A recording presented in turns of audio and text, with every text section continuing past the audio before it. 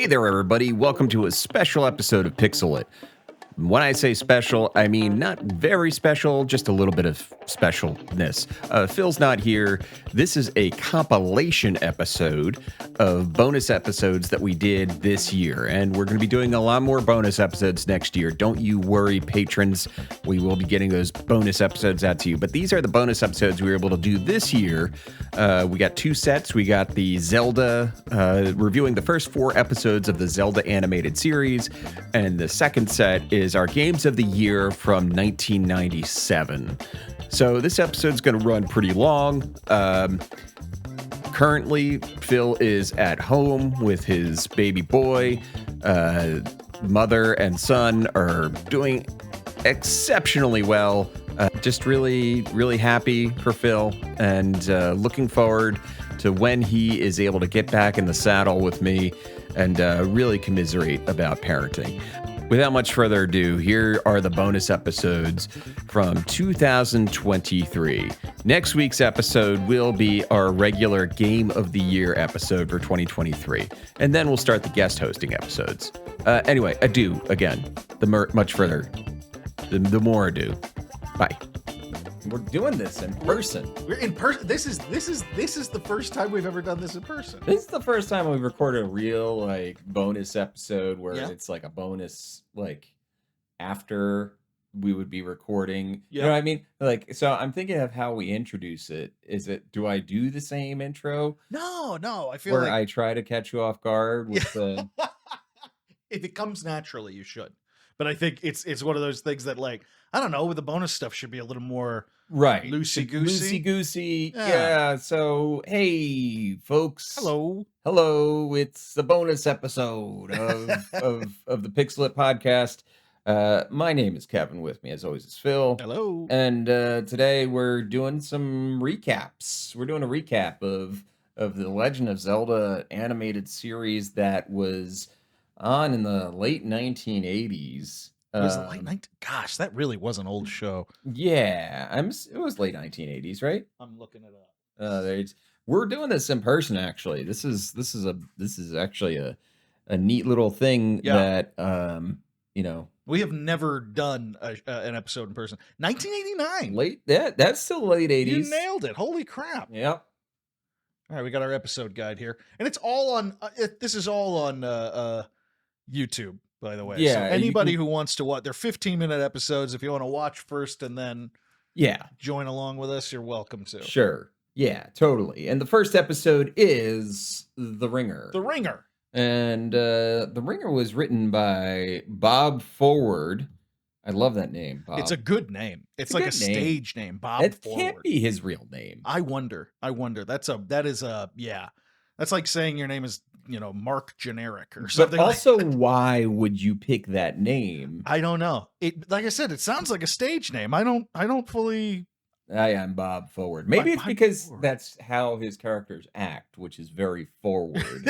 Yeah. Well, yes. If he had anything to do, based on this first episode, with the general inclinations of our protagonist and one of our other supporting characters, then yes, then Bob Horny might have been. Bob Horny might have been more appropriate. Phil, can you tell me? You looked up who Bob Forward is. Yeah. What did he do? What was his gist? Dude, Bob Forward actually was involved in a lot of the classic 80s and 90s cartoons. Not only did he write for The Legend of Zelda, he wrote for He-Man, he wrote for She-Ra, he wrote for G.I. Joe. You name a toy line, basically, that came out in the 80s and 90s, and he wrote the cartoon that it was based on. Mr. Forward. Yep. And he's still working. I think the last thing he was doing was a Netflix cartoon in 2019. Oh wow. Yeah, so he's still out there and kicking and producing stuff. That's wild. Yeah. So this is actually some serious pedigree. Still writing some vaguely horny characters in 2019. He has to be, right? Oh God.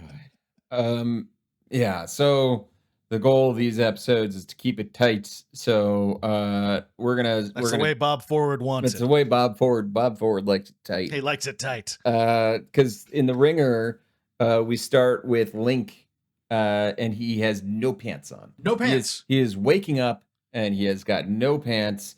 At this point, we're like, why? Yeah. And when does this take place? And we've decided that it has to be some like in between Zelda 1 and 2 Yeah, is kind of like the yeah. vibe that Because he starts complaining about like he used to be an adventurer and now he's kind of a kept hero. he's a And kept man. He yeah, kept a yeah. link. And I gotta say, I know you already brought it up, but the pantslessness, it's just that it's not that it exposes anything. It's just when you see a movie or something, Yeah. or bless you if it's happened in real life, and you see a woman walking around in a man's collared shirt. It's Sure. very sexy and it's short enough that you gotta. There would have been something very natural about Link wearing nothing but another man's collared shirt in that Sure. moment. Yeah. I don't know if that means that Link is like, Twink Golden Boy or whatnot. He Actually, could he be. kind of is, isn't Kind he? of is. Yeah, yeah. I mean, no matter what universe you're talking about here. Yeah. But it's aggressively forward, let's say. Aggressively bob forward. At this Exactly. point, Link comes out onto a balcony and he looks down Zelda's dress Yep. at the boobies and whistles at her. Yeah. And she's like, "Oh, you creep," or whatever. Yeah. He says something about like you look great from up here. You look great from up here, Zelda. It's like real construction worker sex Yeah. pest shit. It's Yeah. crazy. He's a construction worker in this Oh, yeah. universe. And then you have Sprite, who is a fairy character, Mhm. who is like, Zelda's the worst. She's like Zelda's handmaiden or something, Something, but also yeah. hates Zelda. She hates her. She because she wants to fuck Link. She really does. She really wants Link. There is nothing. It's very. It's right on the nose in Oh, yeah. how you can't miss the subtext here. So much so that it's basically text. Yeah. Oh, yeah. It's spelled out for you in big pink balloon letters. You could only miss it if you were a child Yeah. watching it. which, yeah. And even then, the child would be. I'm getting some weird vibes off that Yeah, fairy. Anybody else? exactly. Okay. So yeah, the moblins attack. By the way, in between now and then, we get, and you decided to start counting them as we were Yes. watching these episodes. We get our first. Excuse me, princess. Excuse me, princess. We get our first one of those, and I said, I've got to do a tracker, right? Like, I Yeah. got to keep counting these. So that's our number one. Excuse That's me, number one. princess. That's the first ding. Our first EMP. Excuse me, princess, an EMP. The moblins attack. Link kills them. The moblins are trying to steal the Triforce of Wisdom, because of course they are. Sure. And And the Triverse of Wisdom is just in his bedroom. it's I in his guess. bedroom, by Yeah. the way. There's no other security features in the castle. And the window, you pointed out, the window's always open. Like, and they come in through the constantly. window all the time. all the time. They never learned their lesson. That's the major endpoint of attack is Link's bedroom window, which he doesn't close because it's a beautiful day outside. Yes, it's a beautiful day outside. It's so beautiful. Oh my god, they literally point that out. Link points it out and Ganon points it out. And Ganon points it out later. It's great. It's like 75 degrees. Like, This is I fantastic. wear shorts. It's Ah. fine. It's get the barbecue going. No, it's wonderful. Yeah, and so some hijinks happen. Basically, there's like a contest being held at the Yeah, like a magic spell contest. the winner gets something that's not even really explained. But there's all these wizards at the castle. Yeah. And they're showing off their spells. One guy makes a tomato grow and grow and grow until it explodes in Zelda's face. And Ganon is in disguise as the name of the episode's The Ringer. And he is the ringer, basically, in this instance. And he shows up just in disguise so he could sneak in and uses this opportunity to turn a lizard into a giant dragon, which attacks Zelda. Nice generic, like fire breathing dragon style. Right. Like, we have gotten genuine article Legend of Zelda monsters so far, but this is the first one that's just kind of like I don't know. What was no? It couldn't even be that first dragon in Legend of Zelda because that one had like a unicorn horn or something like Yeah, that. I don't think this one was anything in No, particular. just standard ass Just dragon. your standard ass dragon. Okay, okay. Standard ass dragon. Standard ass dragon. Yeah. I think because it was just a lizard. So during the chaos, Ganon goes to steal the Triforce of Wisdom. He is successful. I forget this. Yeah, He gets it. He gets it. And he's able to start like running away, and then Zelda and Link are on his on the trail. And there's this moment where Zelda and Link are just kind of standing there flat-footed with their hands on their hips. He's like, Ganon got the Triforce, and he's getting away. Yeah. There's no way we'll get him now. Link literally goes, well, there's no way we can get him. It's like, well, so let's not even try. And then Zelda basically grabs a seed, grabs the wizard that was doing the tomato explodey thing, Yeah. and he forces him to turn the seed into a tree, which she then uses to catapult herself and Link in front of Ganon, and then they start fighting. They engage with Ganon's forces. At one point, they're surrounded, so Link decides to practice. He decides to dip in the old William Marsden bank and tie himself up back to back with Zelda. Yeah, he straps him. He takes his belt off, and he belts them both together. Yeah, back to back, so that because they're surrounded. So that this will help. This will help them stay back to back. Just in case we forget. Just in case we forget. This way they can rub their butts together. Yes, that is true. They were touching butts in a very literal sense. Touching butts. At this point, you might if you're watching the show, you'll notice that Zelda is a lot more competent at everything. Than Link. Link is. You wonder why he's even fucking there. Why is he there? Yeah. She could handle this with just some like regular armed guards. Yeah. Yeah. And not, she just leads. And not deal with the sex pests that she has hired apparently to watch the Triforce. Just doesn't seem. It almost feels like when he won in the first game. Yeah. He got lucky. Yeah. And she's just stuck with him now. Yeah, she's stuck with him forever now. Anyway, they fight. And by the way, there's a few notes that I skipped. I don't know when exactly these happen. At one point, Sprite comes on to Link and says, "You like short girls?" That's right. Jeez. And we were discussing this. We were talking about how on the nose the horniness from Sprite is. So on the nose. And then as we finish discussing this, we hear Sprite's character say, "So you like short girls?" And he just... And Link is not into Sprite at all. No. The Triforce rhymes and gives really shitty, mediocre advice. Really, yeah, fortune cookie shit. Shit. Yeah.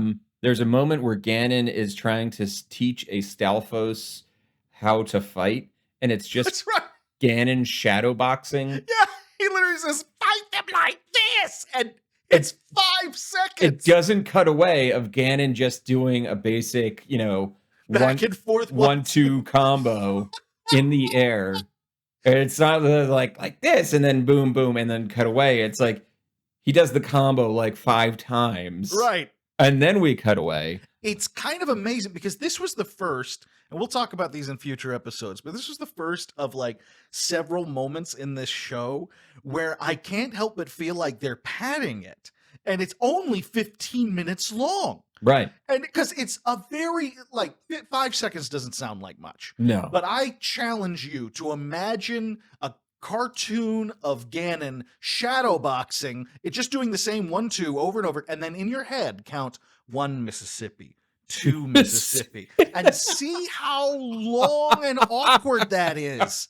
It's so awkward. Punch. And it keeps happening. Ripley's in. Ripley hardly ever gets to be in the...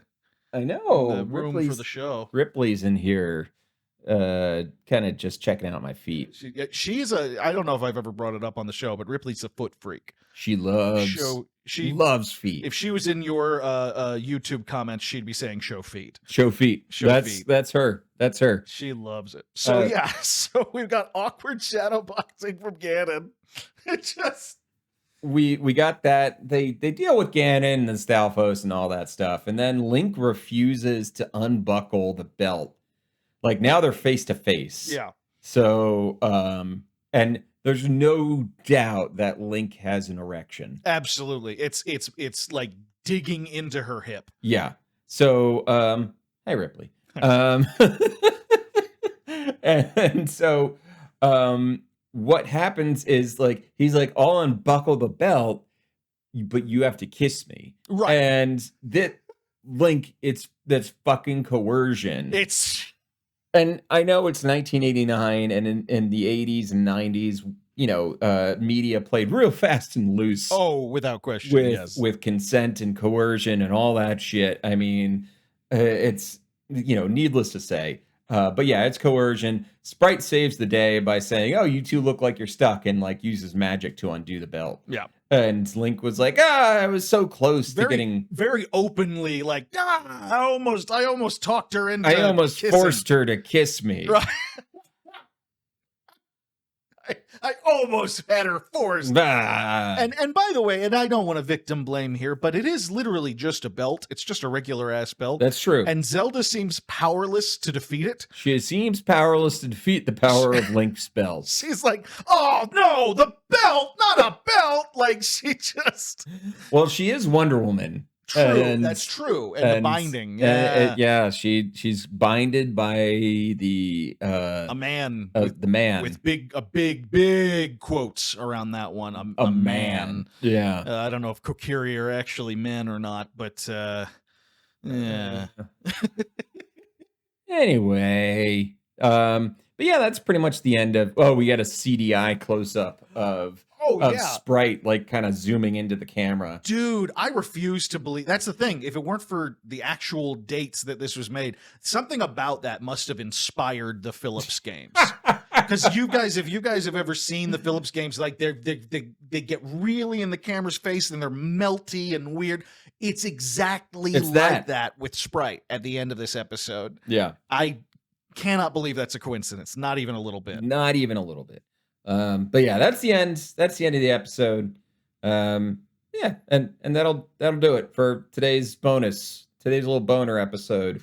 For talking about Link and the Legend of Zelda animated series. If you're a bonus person, you already know what to do. You're Patreon. You're Patreon. You go double like us with extra accounts or something like that. I don't know. Anyway, we'll talk to you later. All right. Hey, folks, it's a bonus episode. I love we're giving ourselves more freedom, and now we don't know what to do with it. I don't know what do I do? What do we do? How do we intro this? Yeah. Well, welcome. It's me, Kevin, and Phil's cat, Ripley, and Phil. And me. And hi, Ripley. She's just gorging on the feet. She just loves that there's two men with no shoes on sitting in a room. She really does. She's got a thing, and it's attention and feet. Those are her favorites. Do you want scritches or something? I think she wants to. Don't let her. She wants to climb up on your. Oh, yeah. I would rather you not climb onto my laptop. It looks like a nice warm space. Yeah. It's actually kind of cold right now because I'm not doing much with it. They want to wreck everything. That's really what it comes down to. They're cats. They're cats. Exactly. It's all chaos and pain. That's what they're into. So go. Hey, little chaos goblins. Yeah, that's pretty much it. So welcome back to our bonus episodes. We should come up with a name for bonus Pixel bonus. Yeah, we probably should. You guys need to help us. Tell us what we should the bonus episode should be called. Yeah, we'll start working that into it. And we'll get into it, and we'll figure out an intro for the bonus episodes. Yeah, that makes sense. Right now, we're still continuing our series with Zelda, the Legend of Zelda animated series from 1989. That was, It was like part of the Super Mario Brothers Super Show, wasn't it? It It was like at was. on the same time block or something like It that. was something like that. I think they did it every other episode or something. Sure. And these were the ones that I remember me and my friends all wanted. Like we were excited when the Legend of Zelda ones came on because there wasn't, fantasy and stuff like that in the 80s was pretty popular for its age, but there wasn't as much of it as we would have liked. Sure. So it's weird. It's weird. Hold on, I'm gonna find out who wrote this episode because we talked. I don't think it was Bob Forward for this one. No, this is Charles, not Charles. It is Phil Harnage. Phil Harnage. Phil Like Harnage. Oh, here he is. Okay. Carnage with an H. H. Oh, he's got a Wikipedia page. That's promising. Sure. That's a good sign. Okay. Phil Harnage. He wrote for Fat Albert and the Cosby Kids. Also wrote for He-Man. Wrote for the GoBots. Hello Kitty's Furry Tale Theater in 1987. Alf Tales. He also wrote for the Super Mario Brothers Super Show. The New Kids on the Block cartoon. No. Excuse me, Captain Planet and the Planeteers. How about that? G.I. Joe, Double Dragon. He worked a lot of the same shows that our friend Bob Forward I worked guess on. Double Dragon would have to be considered on this list as well. I guess it would. We're going to have to find that. I Yeah. remember that. I remember that one was because I remember Double Dragon had a movie and it was far more 90s grounded in reality. Sure, but, yeah. But silly and dumb with some magic and stuff. But the Double Dragon cartoon was crazy over the top. I Right. remember that. Yeah. Sonic Underground. Oh, That's what we were just talking about. oh, which we've got to talk about, by the way, because we watched this. We've got that. I have this DVD of the Zelda cartoon show, and it's got trailers in front of it. And we saw a trailer for Sonic Underground, which came out in 1999. And best we can tell, this is just the Sonic TV show, but Sonic has a band. It's like a Sonic rock opera or something Right. like that. I couldn't tell really. It's so weird, and whenever we're done with this, we've got to get into that. I just, and then, but yeah, Mary Kate and Ashley in Action. He wrote for Speed Racer X, Crypto the Superdog, Horseland. That one lasted for 2 years. And the most recent thing he wrote for was Care Bears Unlock the Magic in 2019. So this dude's still writing too. He did a lot of Strawberry Shortcake too. Yeah. Huh. And that's code for cocaine, right? I think so. It has to be, right? Like, yeah, these guys, I gotta tell you, man, we talk about our writers for hire on the regular show, but these guys are these. Yeah, it says what is he wrote mostly for Deke? Yeah. Yeah, Deke. Oh wow, I remember that. And Deke. yeah. Oh man. Yeah, that was what he was known for, and he's still at it apparently. Holy crap, these guys are just workhorses. It's amazing. Phil Harnage. Not Phil Harnage. Phil Harnage. Yeah, that's Phil. Mhm. Not Phil Hartman. Phil Harnage. No, totally different. Totally different. Yeah. So this episode is called Cold Spells. And after the first episode, I have a lot of notes, but they're less about the plot and more about the dumb shit that happens during these episodes. Yeah. Basically, Cold Spells could be summed up with Zelda wants Link to clean the castle because it's spring cleaning. Yeah. And she does it in a real devious way of like, she knows how to get to him. Yes. By like being like, hey, buddy. And she's being all a little flirty. She gets kind of flirty. Yeah. And then she's like, all right, clean the castle. And he's like, oh. With what? This boner and hijinks ensue. Hijinks ensue. Yeah. Basically, the idea is that they're cleaning the castle. Link is pretending to be sick, for which he gets no comeuppance over. None whatsoever. By the end of the episode. Sprite gets cursed by Ganon Yeah. to overcharge her magic. And she tries to automate the cleaning process. It's basically Fantasia up in there. Oh yeah, it's Sorcerer's Apprentice, no question. Sorcerer's Apprentice. Yeah, that's exactly what it is. Yeah. Yeah, she's trying to control the mops and buckets and they just start beating the shit out of her. It's ridiculous. At one point, Sprite opens a door with her butt. Very like really rocking her hips to open the door. Really like it's not subtle. No. It's an ass swing, just like I want you people to understand that, like, it would be real easy for us to go full YouTuber and go, did you see how she did it? No, like, this is not subtle. This is not meant for us to be, like, overthinking and overanalyzing. This is real. This is real, people. This is real. This is not a what drill. Phil Harnage wanted. The coolest thing in the episode is that Ganon has a pill bug mount. He has a mount. If I were still playing WoW and they had the kind of kick-ass pill bug mount that he has, I would be doing everything in my power to get it. It's so cool. Ganon looks pretty excellent riding on it.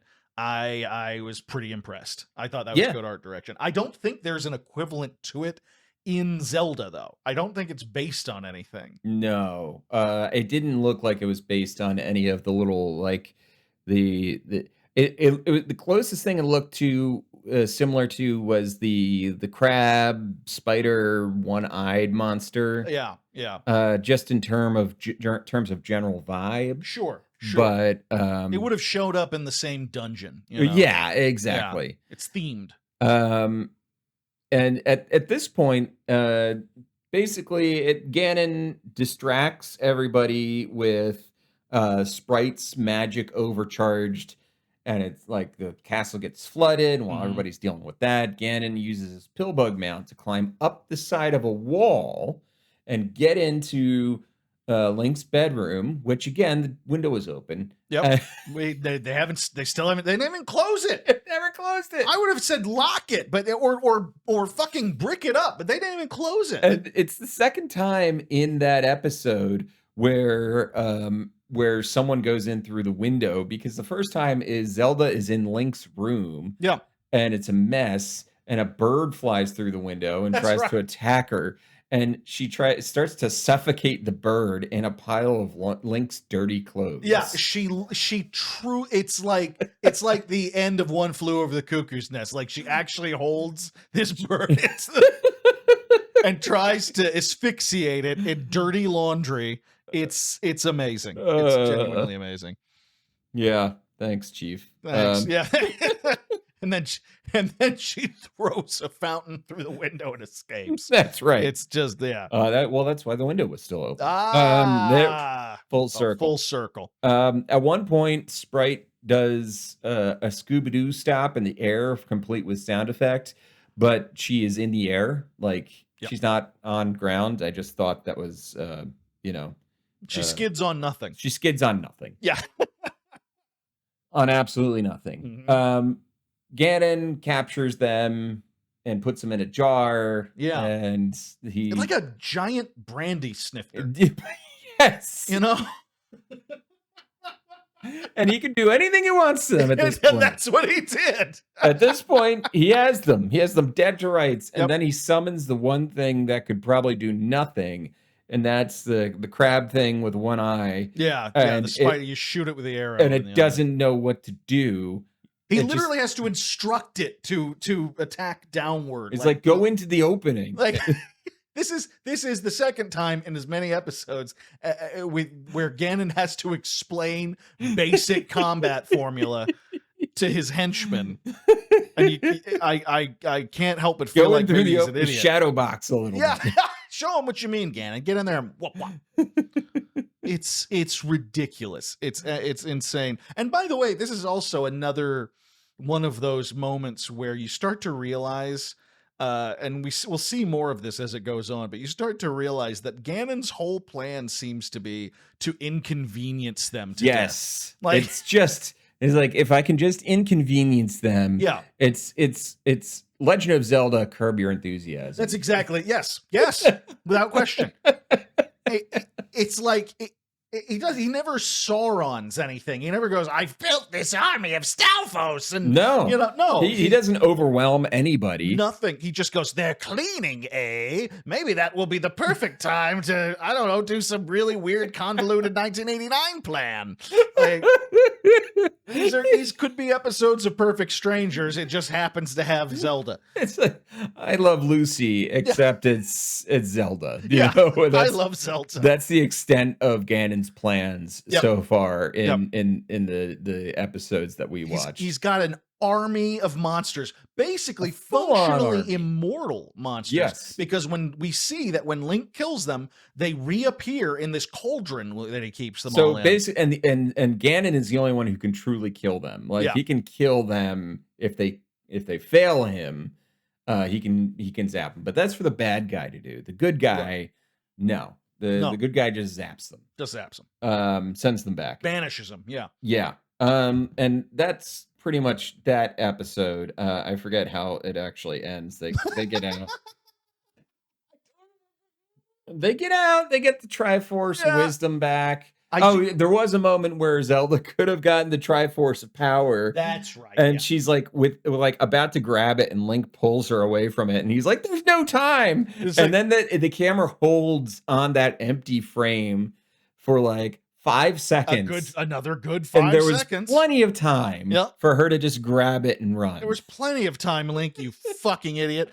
And I would like this is the first episode, and I think this is an important thing, where we get no excuse me princess. There is no excuse me princess in this episode. So if you're looking for it in this episode, it's not there. Not there. Not there. No EMP.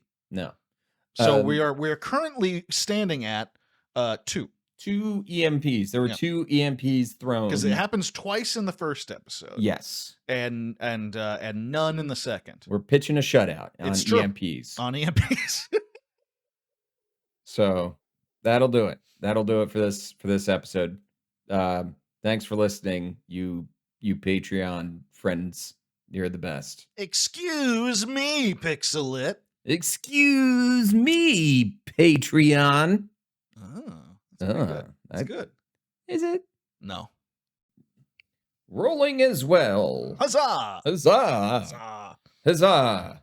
And welcome back to the Patreon bonus episodes that... Did we decide, are they only ever going to be Patreon, or are we ever going to do a bundle? And we might have to release these at some point, but for now they are exclusive. For now, they are Patreon. yours, our Patreon friends and geeks and lovers and etc. Exactly. So, we're back with a new Zelda, with another Zelda, and this episode's called The White Knight. Yes. It's written by our good friend Bob Forward. I missed him. I missed Bob Forward. There's some horniness in this episode. Yes, there is. Wow. Just for good old Bob Forward style. Can't expect any less. Basically, Zelda and Link are in a town, and they're doing some shopping, and we got some knight dudes, swordsman dudes that attack. They're some of Ganon's guys. They're the I think it looked to me like Iron Knuckles or whatever. Yeah, I think it was an Iron Knuckle. Yeah. But they had kind of a stony thing to them too. So, which of course the Iron Knuckle did, because the Iron Knuckle would hide itself as a statue, right. before doing that. So, Iron Knuckles and an Octorok. Which is fucking horrifying, by the way. The Octorok is a little bit horrifying in this. It's massive. For a one-hit kill monster in the game. Yeah, in both Zelda 1 and 2, Octoroks are really tiny. They're like cat-sized. And then in the cartoon, the Octorok is basically the coming of Cthulhu. It really is. When it's coming out of the ground. It's crazy. And they get kind of dopey afterwards, but when you first see the first time you see it, you're like, whoa. It's ridiculous. It's really crazy. So, so they're fighting these guys, and then the Octorok has stolen a rupee from Link. A red rupee. A red rupee. That's what, 20? 20. It's 20 rupees, yeah, I think. I can't help but notice that I think Link is calling it a ruby, though. He's calling it a ruby. I feel like I heard him say ruby, but I could be wrong. Okay. Yeah. Wow. They didn't for all of their use of correct sound effects and stuff, which is awesome. So many sound effects was taken from the game. They do a great job with that. It sets off all of your little synapses for the memories of those sound effects. Some things like that. I'm pretty sure he said ruby. All right. Well, the Octorok steals his red ruby or rupee. Yeah. And Link decides it's a good idea to take out a rope and try to cowboy the Octorok. and this is not the first nor the last time that in the true 80s kid show fashion, a guy with a sword just decides to go about things in the most roundabout Just fashion. absolute indirect action. So he doesn't actually have to Like, stab anybody. I'm going to break this Octorok. Right. I'm gonna make this Octorok tame. He's gonna try to make it tame. He's trying to make. He just wants an Octorok mount, I guess. Yeah. Well, who could blame him? But it doesn't go the way he hopes. No, because any creature that is smart enough to understand the value of the currency that it is stealing is probably not going to get broken by a lasso. That's a really good point. Like, they're actually fighting over the money specifically, which you wouldn't think that a beast would care about. No, but the Octorok apparently has got a down payment on a home. I don't think you could simply call it a beast in the monster manual at this point. I think you're right. I think you're right. It values currency. It's a capitalist. It's a capitalist Octorok. Anyway, so he tries to. He's getting dragged by it, and he gets saved by this guy, Prince in Prince in white satin. It's true. And blonde hair bangs, and he's very pretty. Mm-hmm. He kills the Octorok. And Zelda is immediately all over him. Oh yeah, Zelda wants some of that blonde dick. She wants so bad. Yeah. Like Link has done a fair amount of stuff for her. He's rescued her. I mean, she does more of her own rescuing of herself. That is true in the animated series. But if we're taking the games into account, she rescues. Link has done stuff for her. Plenty, sure. Yeah. Plenty. I mean, at this point, he's gone through the entire first game, if our theory is correct. And meanwhile, this guy, Prince Visad, which is, if I was to give Bob Forward credit, he chose that name because it's similar to facade. Yeah. Or visage or so. Yeah, like there's something to that. I think you're right. Ripley, for Christ's sake. Hi, Ripley. She's not being subtle anymore. She's our sprite. She's not even being subtle. She's just like, pet me. I'm going to sit on the keyboard. Or die forever. Is that going to stop your recording if I sit on the keyboard? Come here. No, that's a load. I got it. She's a little low. She's a little fat girl. Okay. So anyway, Zelda's immediately into this guy. He steals the rupee. Yeah. Well, he claims it as he sees it, fair and square. He claims it because he's the one who killed the beast, even though I think it was Link's to begin with. Yeah, something like where did the fucking ruby come from? That's great. That's true. I think he dropped it when he was fighting the swordsman, and then the Octorok tried to anyway. Zelda and Visad run off on a horse, leaving Link behind. Yeah. And we cut to this scene where Zelda and Visad and the king are like talking about like, oh, royal stuff. And Zelda is so into him.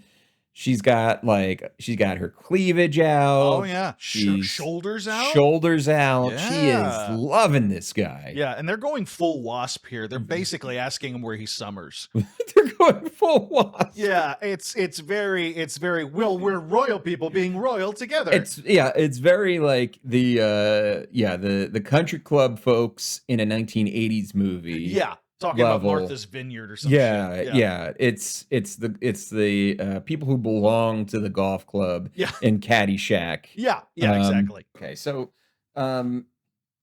they're talking in the throne room and all that stuff. Meanwhile, up in Link's room, he's taking a bath. Oh, that's right. Yeah. Oh God. Yeah. And Sprite just comes in with a towel and just like stares at him. She is naked in the bath. Yeah. And he's like, get out of here. And he says something like, she'll never like a guy like me. And Sprite's like staring at him naked in the bath. He goes, you look pretty good to me from right here. Yeah. It's wow, like we didn't think that Link could be beaten with the sex pest thing, but we have a flying sex pest, like a literal A pest. literal pest. It is truly bizarre.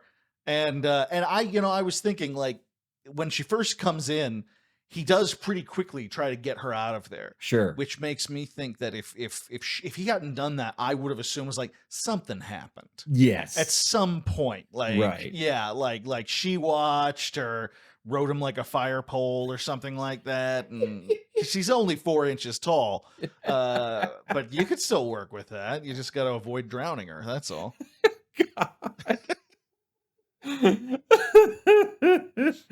Oh god. So Link decides this Link goes down and he's dressed up in this like, garish prince outfit. Yeah, like He goes all the in plumage and the shit. plumage and stuff, and he walks into the room and he trips over spurs that Yeah. he has on his boots and makes a fool of himself. Yep. And Zelda and Prince Vasad and the king are all laughing at him, and he's like, "Meh," and Link quits. Yeah. He's like, "I quit. I'm done." Which, you know what? Fair enough. This isn't worth the room and $15 an hour. We decided that Link could be a little bit of an incel. But yeah, yeah, you get a lot of vibes from him about Get some that. incel vibes. Yeah, from you this guy. do. You truly do. So Link quits, and then basically Ganon decides to attack then, because that was all part. This is all part of Ganon's plan. Part of, and he knows this prince, and he points out how vain he is. He's like, he's dealt with Vasad in the past. Yeah. He's very vain. He won't get dirty for anyone. So he attacks and he captures Zelda, and Vasad gives chase. And then what ends up happening is the merman, what are they called? I forget. I forget those ones. It looks the same in Zelda. It's a Gilman, basically. And in Castlevania. Yeah. It's I thought of Castlevania's Gilman before I thought of Zelda's. So absolutely. So that captures the princess. We get real Shape of Water when he takes the princess into the water. And basically, Vasad won't go after her because it's too muddy. Yes, he literally will not go, and it's not that bad. Let's Right. be real here. But yeah, he literally says, "Ew, mud," and basically, sorry, you're on your own. That's he won't go into the mud. Yeah. Link is like, fine, I'm gonna save her, even though she doesn't deserve it. Yeah. It's Ooh, like, come do on, it or buddy. don't, man. But Do it or don't, but don't be that guy. Don't be that guy. She just wanted a beta. Like She wants a beta she wants to ride the cock carousel. She's lucky. Like, why did she just doesn't like nice guys, because women are programmed to sleep with as many alphas as possible. And he throws up, and you start to realize he's throwing himself up, and he turns himself inside out, and he's just this melting puddle of incel on the sidewalk. And that's the end of the show. And that's the end of the show. In so many ways. Right? In other more literal ways, Link saves her. Yeah. And that's like the end of the episode, and she calls Vasad a useless fop. Yep. And throws him into the muddy water. Yep. I'd also like to point out this is the first time we see crossbows in this show. And they're pulling the string back on the crossbows by hands. Yeah. Making them functionally useless as a crossbow, so why not just draw them with a bow? I don't know. But they literally pull them back. And they even draw triggers. There are triggers on them. Yeah. And they don't use them. Nope. I don't get that was honestly one of the most befuddling things in this whole episode. Phil really had to pause it for a moment. It really upset me. And really had to get into the details on this one, on what a crossbow is used for. Yeah. Phil, what was the EMP count on this episode? Oh, we got one. We did get one in this episode. One. Yeah. All right. Well, that'll do it for this episode. You guys know what to do. You know what to do. You know what to do. Yeah. Bye. Bye. All right, I am rolling. I am rolling too, and this is another episode of bonus content from Pixel It Podcast.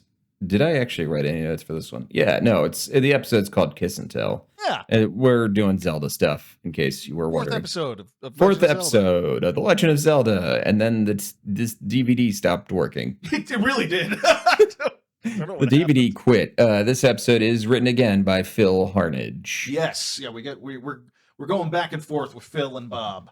Phil and Bob are taking turns. Mm-hmm. So Zelda, it starts out as a Zelda solo episode, and she wanted to go on a picnic with Link, but he like overslept or something like that, and she's just annoyed, and she's like, well, I could also have my own adventure. Yeah. And she hears a woman screaming, and the woman is wearing a dress with a slit that goes all the way up. It is Argentine tango scandalous. It is not like I'm like, this is a children's cartoon again? It's crazy. And she's also stacked to the gods.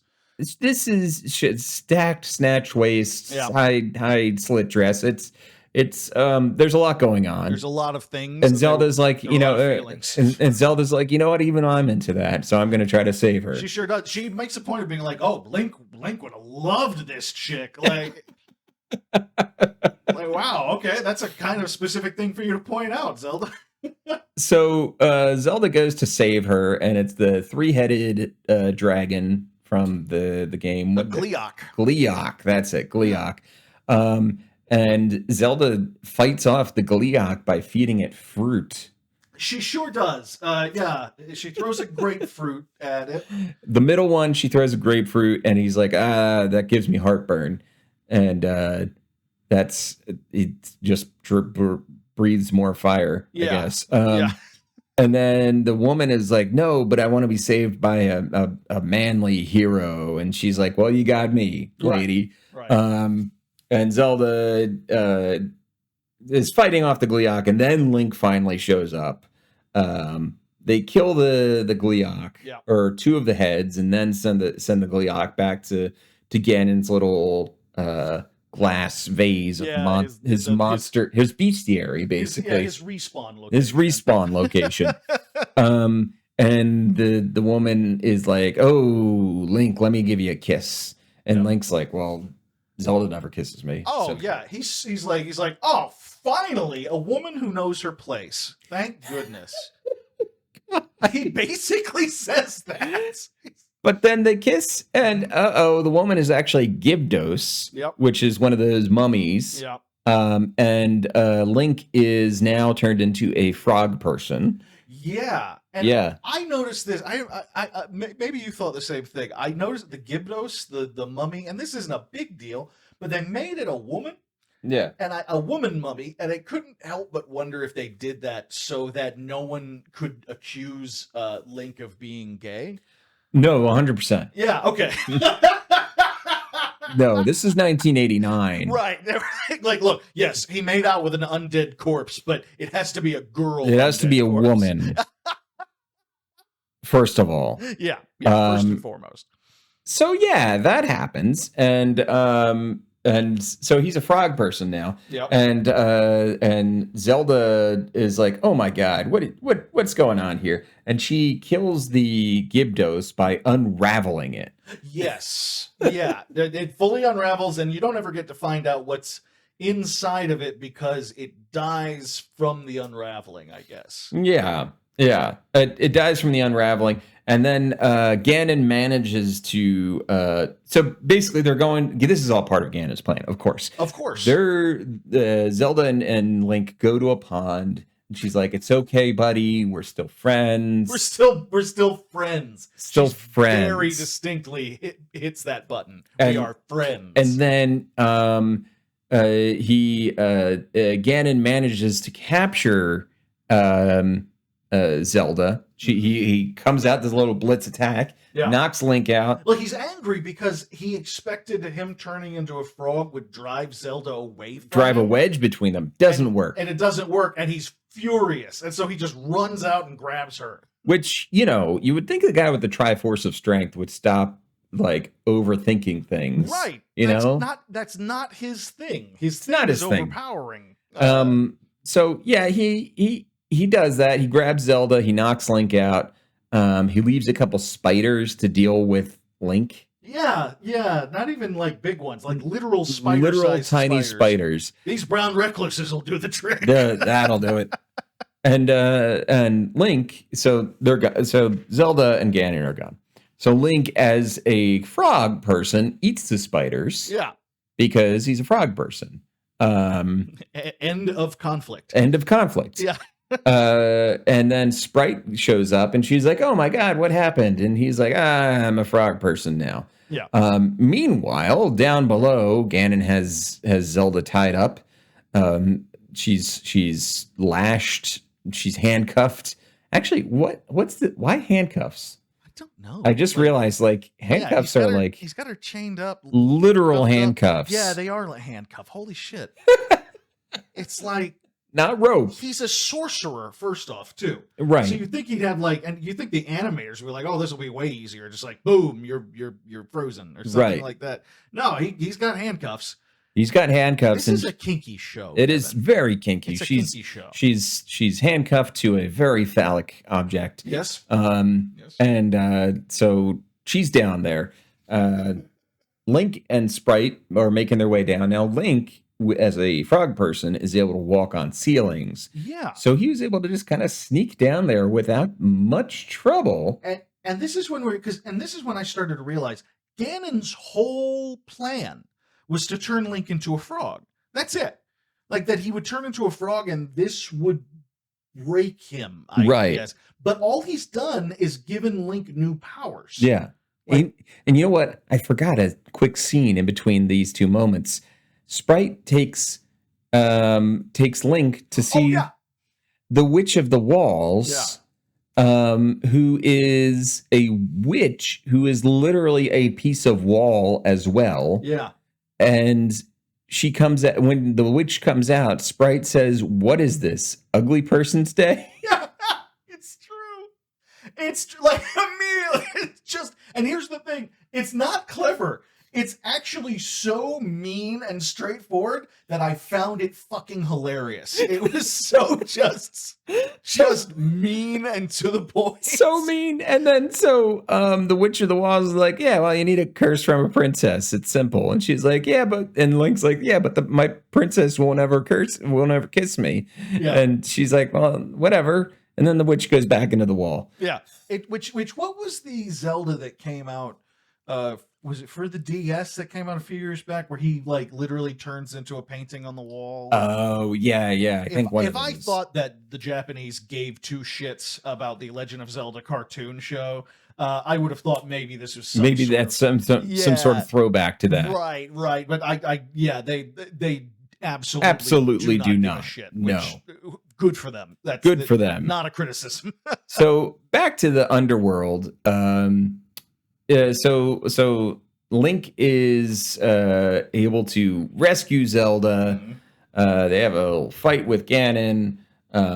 Bob's your uncle, and he's about to get a kiss, and then Zelda gets knocked away from Link, and then Sprite kisses Link. Yes, and it works.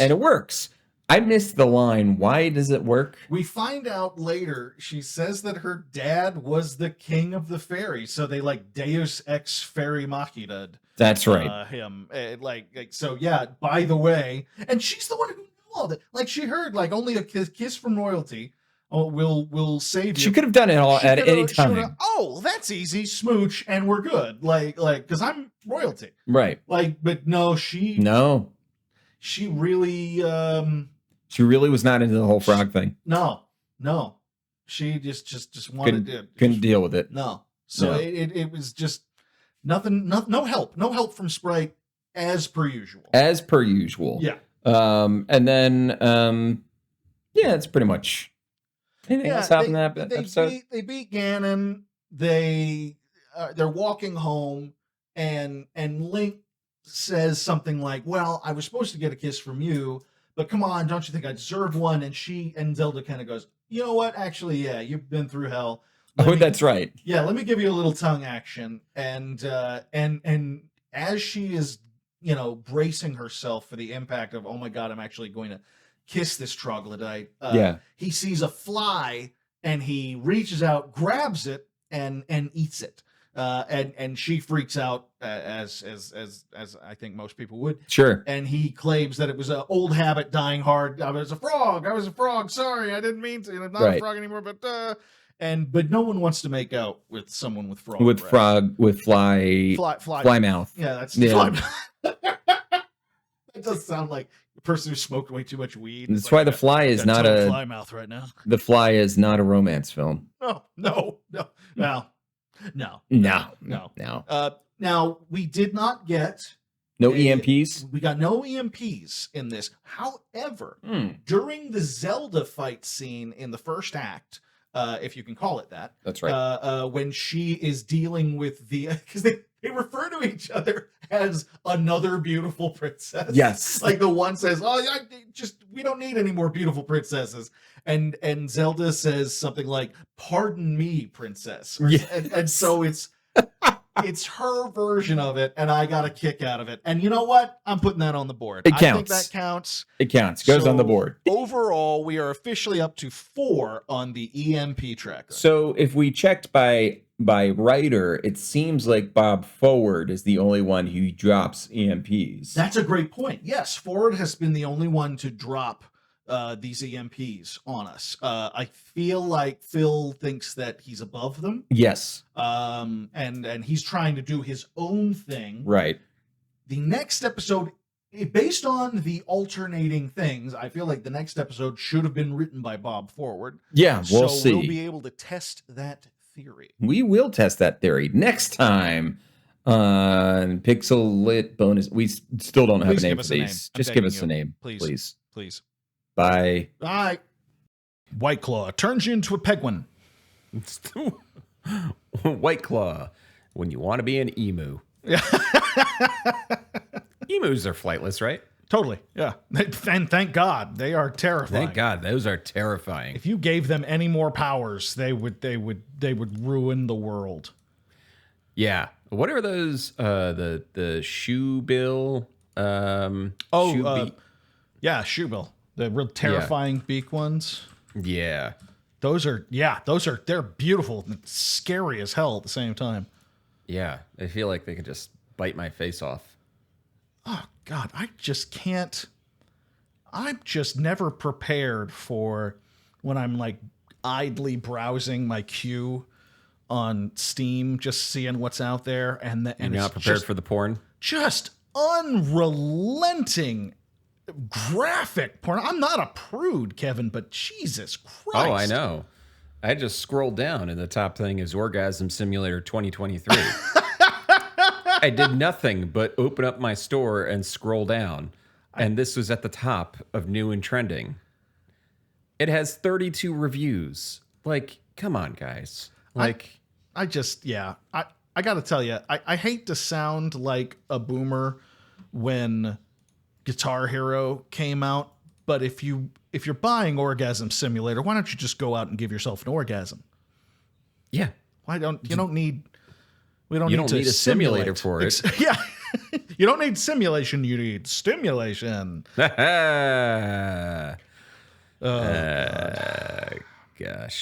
We're recording, right? Yeah, we're recording. This is a boner episode. Bonus. We're talking about favorite games from the year 1997, as voted on by you, the fans, on our Patreon page. So this goes out to you guys and gals and 9 non-binary pals. Absolutely. So 1997, big year in games. Phil, what are you bringing to talk about? What is your show and tell game today? Yes, I'm bringing for best games in 1997. I actually told Kevin when I selected this one, I said, I feel like maybe we need to rearrange this a little bit because it feels like blasphemy for anyone but Kevin to be talking about it. But I'm bringing up The Curse of Monkey Island. Okay. It came out on Windows and PC in 1997, near the end of the year. It was the first animated version of Curse of Monkey Island. It was also the first voice acted one. It's very cartoony. It had been 6 years since the last Monkey Island game had come out, and excuse me, the difference between the aesthetic of the first two games and this one was crazy big, and I think that ended up and that and the talented voice work along with voice actors who would voice these characters up until last I mean, year. Dominic Armato has been voicing Guybrush ever since. Right. It's just it set a foundation for this adventure game and this franchise that just hasn't let up.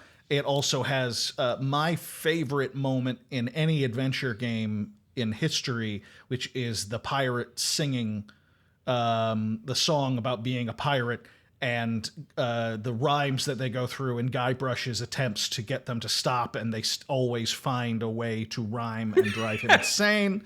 And me and my friends literally downloaded the full version of that song from Napster when we were in high school and put it on a mix CD of sea shanties that we would listen to when we were driving around my buddy's minivan.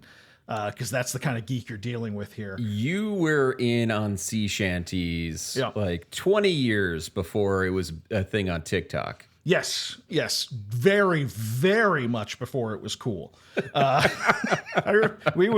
was in an a cappella sea shanty group, and we would go every summer to Mystic, Connecticut for the Sea Music Festival, and we would just sit there and watch these old salts sing sea shanties, and the crowd would sing along and all that shit. And we were the youngest people there by several decades. Sure. And it's just hilarious that has, if you ask me, like, what's one of your geeky things that you love that will never see any level of mainstream success, I would have been like, probably sea shanties. And it's like, no, incorrect. TikTok made it happen. Nope. That is a thing now. True.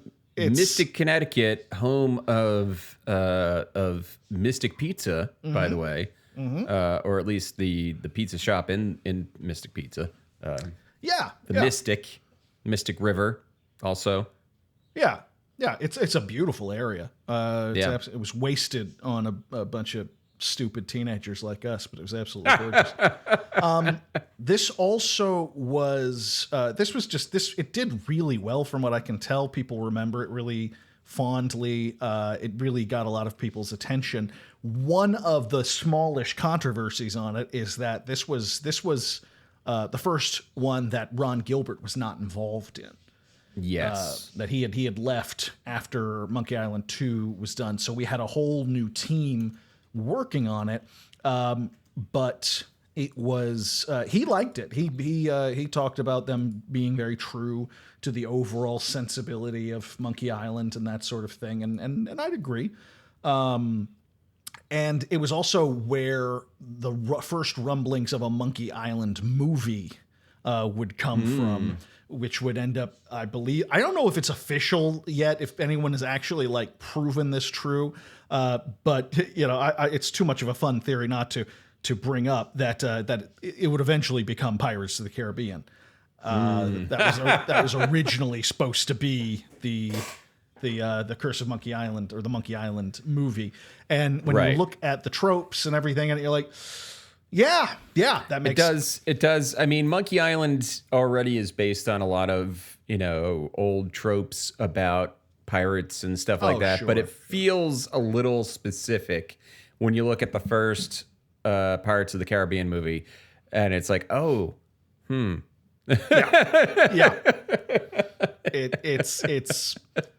It's very funny, but so it did really well.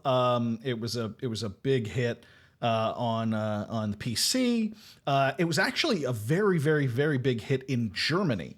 It sold so many copies in Germany, in fact, that people at LucasArts and beyond have speculated that if Germany had been taken out of the equation, they probably never would have been approved to make another Monkey Island game again. Oh, wow. Yeah, but it's one of those ones that in its time it did well enough, but I feel like the snowball keeps growing and growing and growing Sure. the more time Sure. goes on. Yeah, what about you? What's your experience with the Curse of Monkey Island, Kevin? Because you're our Lucas Arts guy. Yeah, I played it when it came out. I don't have the same affinity for the non like I love Monkey Islands, but my level of affinity drops precipitously after Monkey Island 2. Okay. Curse of Monkey Island was probably the best. It was the best of the post Ron Gilbert Monkey Islands, and I think they kind of gradually went downhill from there because there's a bunch of other. I mean, like there's how many Monkey Islands are there? There's like 3 or 4 in between Monkey Island 2 and what came out last year. I want to say. Yeah, I right? want to say there in total 6 or 7, something like that. Yeah. Yeah. So. I'll look that up. So yeah, Curse of. I mean, it's a lot of fun. I feel like it. To me, I even in 1997, I kind of missed the art style almost immediately of the pixel art.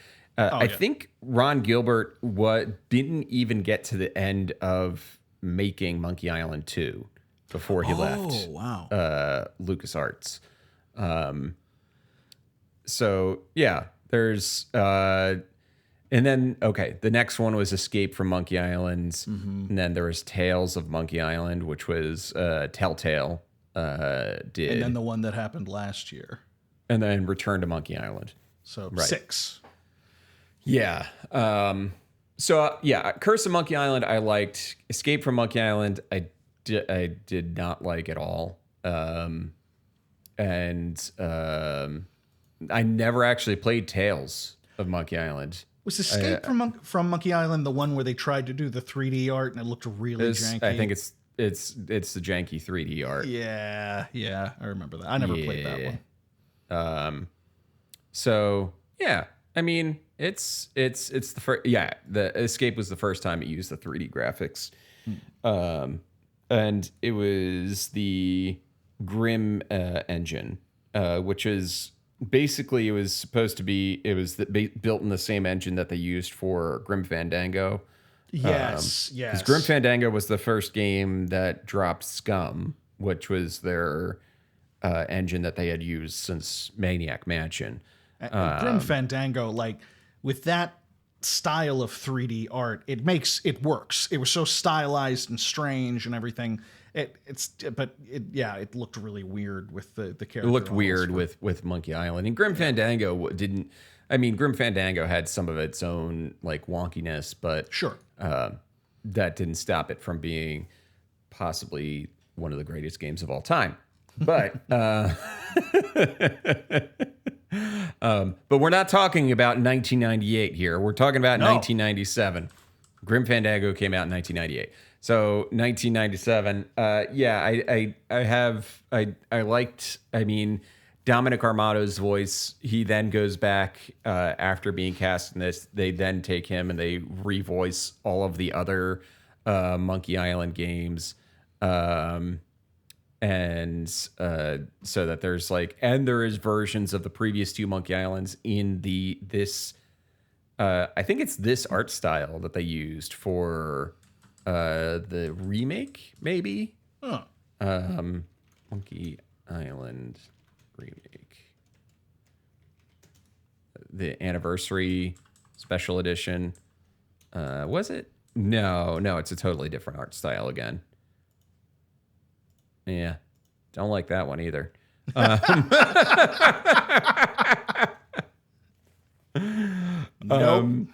Nope. So anyway, yeah, that's kind of my experience with Curse of Monkey Island. Yeah.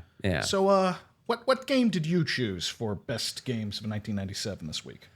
I I chose Castlevania Symphony of the Night. Okay, that makes perfect sense. Come loaded for bear with Castlevania Symphony of the Night. Castlevania Symphony of the Night was probably one of the games I spent the most time playing on my PlayStation in 1997. And here's the thing: is 1997 is absolutely loaded with PlayStation games. It's a crazy year in general. Sony absolutely crushed it with their exclusives in 1997, and we'll get through them as we go through this year. But for this first episode, I want to talk about Symphony of the Night, which I loved because I think one of the initial things that drew me to it is that it was a Castlevania with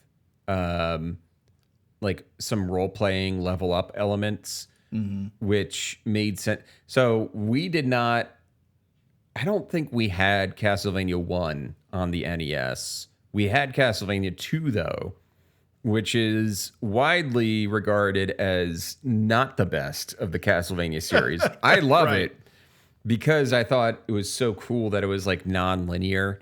I really liked Simon's Quest. I really liked it. I liked Simon's Quest. It's non-linear. It has some RPG elements.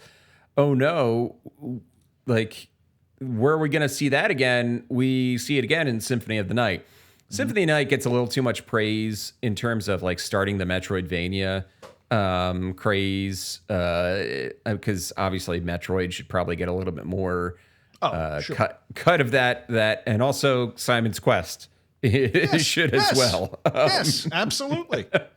Because Simon's Quest is definitely in that ballpark. So if you haven't played it, if you haven't heard it, if you've never heard of Castlevania Symphony of the Night, it's a twist on the Castlevania formula. You do not play as a member of the Belmont family. You play as Alucard, who was last playable in Castlevania 3.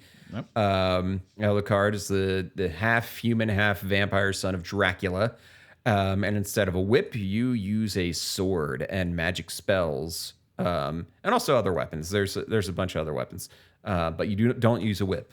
And Alucard's mission is basically to invest what is going on at his father's castle, at Castle Dracula. And he goes in there. He finds other people in there kind of looking around. He finds a woman in there who's searching for Richter Belmont, who has gone missing. And it's a lot of fun. I at one point called it an awesome simulator, because you just feel so freaking cool as Alucard, like doing the shape shifting and killing things, and it had the amount of gore in the game was mind blowing for 1997. Like there would be those zombies that you would kill and you would hit them and they would just like spew a fountain of blood when you killed them. Then there was an enemy that was just like a ball of human body parts. Just floating in the air. So yeah, Symphony of the Night. It has the role-playing elements. It has all of the, like, you can collect this thing, and when you collect this power-up, you now have access to this area, which is a Metroid thing through and through. And it has one of the coolest twists ever in a game, in that when you beat the game, if you were playing it and had no idea, and you beat the game for the first time, you go up and you find Richter at the top of the castle, and he's been possessed, and you beat the game, and it's like, that was kind of a weird ending, and it's like, it's a downer or whatever. And you go and you start, this is like the internet it's a thing, but it's like, what information can you really trust on the internet? Right. You know? Not like today. Not like that. Yeah. Not like today, where everything is trustworthy on the internet. Trust everything you hear on the internet, kids. Absolutely. No. So the ending kind of sucks when you beat Richter, and it's like, eventually you find out Oh, there's another area of the castle I haven't been to. I'm like, oh, that's how you solve this puzzle. They're like, oh, I found these glasses. Oh, what if I'm wearing these glasses while you fight Richter? You're like, oh, I can see an orb above his head. What if I destroy the orb instead of fighting Richter? Oh, he was the guy he was possessed by just now flew away. Wait a minute. I am jumping up into another castle. Holy shit. That was only the midway point of the game. Uh-huh. Like, I cannot stress to you how mind-blowing it felt as a kid, a 13-year-old, figuring out that there was another half of the game that you could play through. It was insane. It was amazing. So yeah, Castlevania Symphony of the Night. It's one of my games of the year of 1997, and I can't praise it enough. I know some people are mixed on it. I know what's his name, Aaron from the Game Grumps did a whole video talking about one of his sequelitis videos from like 15 years ago now. It was like dumping on Symphony of the Night because it's got too much stuff going on in it. But I know, fuck it, I loved it. I mean, I also he that was about Simon's Quest too, wasn't it? Like, yeah. He also talked about Simon's Quest. I will defend Simon's Quest to the end. I know they're most of the criticisms are well founded, but just from my personal experience and the world I was growing up in at the time, where we didn't have the internet, but you had friends who were also playing the game, and you would like share tips and secrets amongst yourselves, like fucking, like it was a gossip train or lore or something like that. That to me is what games are about. And I don't have as much experience with Symphony of the Night, but there's no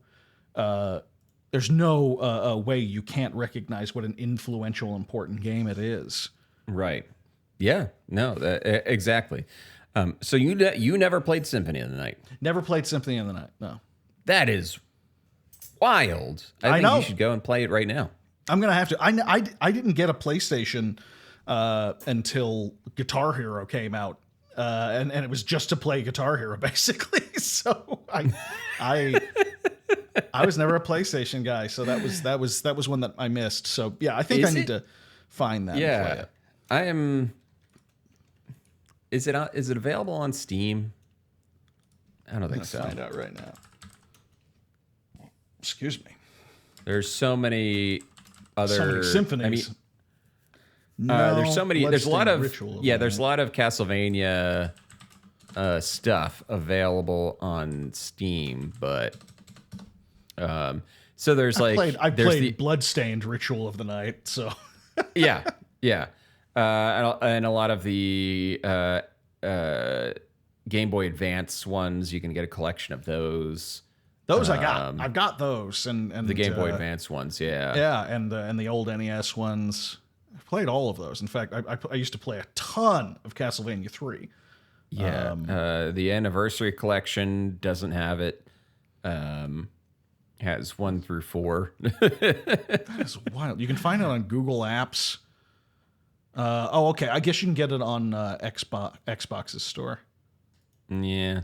That's a bummer though. It's not on Steam. Yeah, that is a shame. I mean, it makes sense though because it's fucking Konami and they're all over the map on the stuff that they do. So I wish they would just make video games again. That would be really. I wish they would just just throw all their games up on Steam if they're not really going to bother with it. Yeah. Just get them out there. Passive income, motherfuckers. Why don't you just give it a shot? Why don't you try it? Give it a shot. Ugh, these people.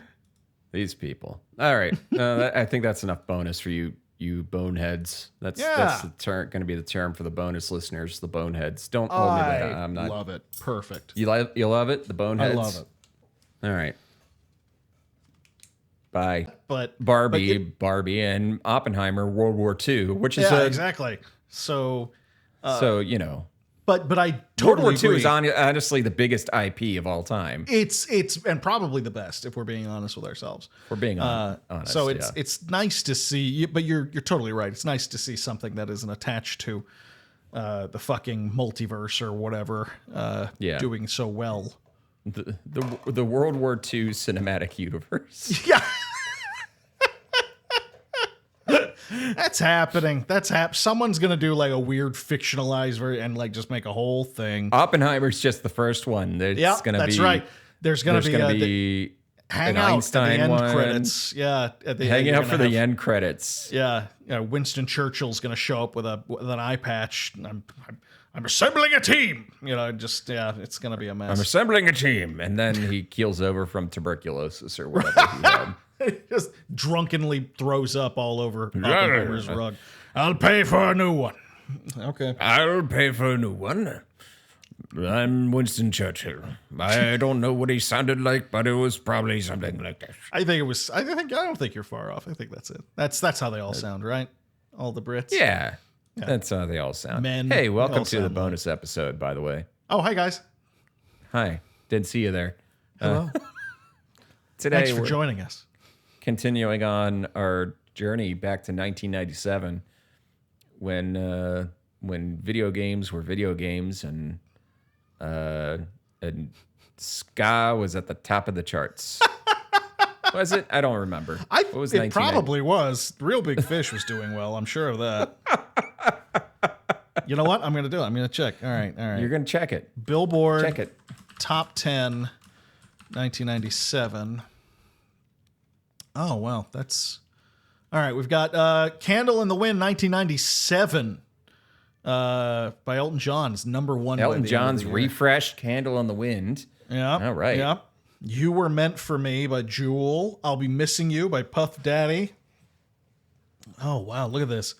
Unbreak My Heart, Tony Braxton. When do we get to like a regular rock-ish band? Is 17.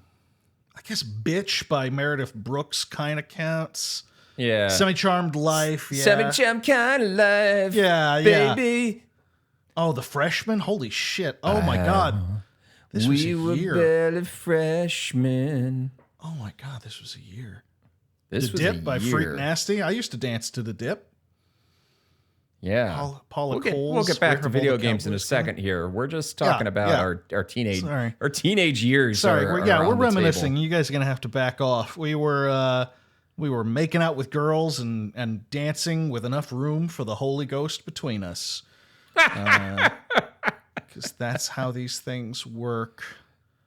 See you when you get there, Coolio. Holy shit! Oh, that's right. Because it was like the year of like hip hop people saying goodbye to their dead friends.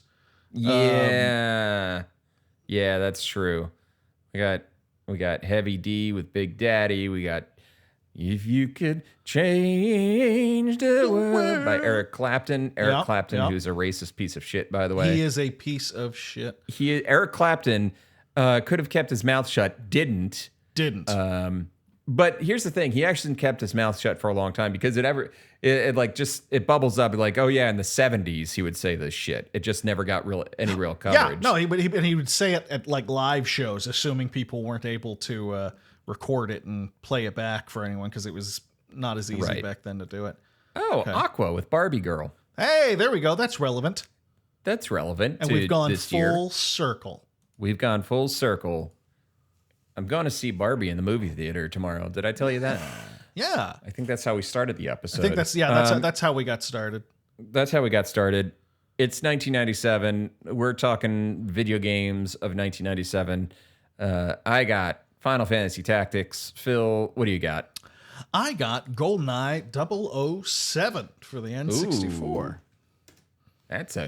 That's a game that I loved as a kid and did not age well at all. Nope. Yeah, much like all of not all, but a lot of the great influential games, they don't always / often age well in the slightest. Well, it's a first-person shooter. Yeah. Right. Yeah. And it was designed for the Nintendo 64 controller. Yes. Which I mean, to quote Blade, some motherfuckers just are ice skating uphill. Yeah. You know? Yeah. I mean, that was before the advent of dual thumbsticks. So you had the one. Oh God, it was. And you could turn left and right, but you couldn't really go up and down, not effectively, you know. So it really was Doom style, kind of just mowing them down from just right in front of you. Although you could get clever, you could kind of aim and do headshots, and you had a silenced PP7 and all that shit, and it followed the movie closely, but at the same time they were like, okay, well, we have to make a whole level out of this, so let's add on a bunch of shit. So it's kind of like part of the James Bond extended universe. Sure. I was surprised. I did a little research. I found out that originally it was supposed to be a side-scroller platform game. Huh. Which I don't even know. I don't know if there's even any information on what that was supposed to look like, but that's what they were gonna go for. Probably, very regular ass games for that time period. But I mean, this was a very big deal because this was, and not for the game itself, not for the single player. This was the game that kind of brought multiplayer shooters into the mainstream, because yes, we already had your Wolfensteins, your Dooms, your Quakes. But that was all those were, and those were for the nerds. Those were for me who like, I guess I can figure out how to connect to on the internet and play a multiplayer game. No, this was for the college bros. To PC kids. Yeah, GoldenEye was for the college bros who stole their younger brother's N64 and took it to college. And never really apologized about that. It sounds personal, Kevin. I don't know what you're talking about. Okay, cool. It was that game where everyone played it. And you would have the TV screen. If you had 4 friends, God forbid. First off, the N64 came automatically with 4 plugins. Which I don't think had been a thing up until then. No, it was always PlayStation and everything else was like 2 was the default. Yes, and the N64 was 4, and then I think everything going forward, I have to check, but I think most consoles going forward went to 4. Yes, the original Xbox had 4. Sony PlayStation 2. What did the PlayStation 2 do? I think it had 4. No, that had. I'm trying to look at a picture. I think it had 2. Oh, I thought it had 4. Yeah, it had 2. The Xbox did though. Yeah, the Xbox totally did. Yeah. Yeah, I had the last console. I had this nice big blank period. It's where most of my blind spots in gaming come from. Where I had an N64, and then I didn't have anything for years. Until my girlfriend got me an Xbox right as we were going to college. So I jumped a generation. I didn't have a PlayStation. I didn't have a GameCube. I kind of jumped a generation and panicked when I had to figure out the twin sticks, and was convinced that I'd never be able to get it. But this was the game that, like, it would split the screen in 4, and you would always accuse people of looking at your screen and stuff, but honestly, doing that would slow you down enough that usually you'd get gacked anyway, so it wasn't worth the time to do that. And of course, anybody who chose Odd Job was a bastard, because he was like a full foot shorter than anyone else, so he was a harder target to get. And I have a lot of good memories of playing that game.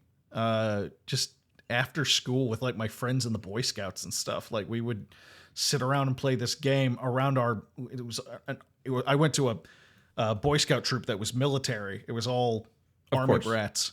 And we'd sit around and play this game with our dads. The colonel would have it no other way. Right, yeah. But our dads would be over or something, like hanging out, and they'd be watching and going, you don't shoot them like that. You shoot them like this. You're like, shut up, Dad. It's different. I'm James Bond. It's different if you're a secret agent. Yeah, it's not the same. Dad. Yeah, it was a truly it was a memory maker of a game. Yeah. And but it was incredibly influential. We don't have the multiplayer experiences that we have today without GoldenEye 007. I'm certain of that. To the point that, like, when I looked at the full list of games that came out in 1997 before we started to do this, I was like, well, GoldenEye has to go in. And Sure. We were never going to, like, order this list like number one or something. But if we did, I mean, I would have to say that this would be in the top 3 at least, just in terms of importance. Yeah. You know? I mean, a lot of people make a lot of noise about how, like, GoldenEye kind of sucks. And be like, yeah, if you look at it through now, like, it's not great, but at the time it was cool, you know? Oh yeah. No, the only thing, it was totally great at the time. The only thing that was dated the moment it came out was the visuals.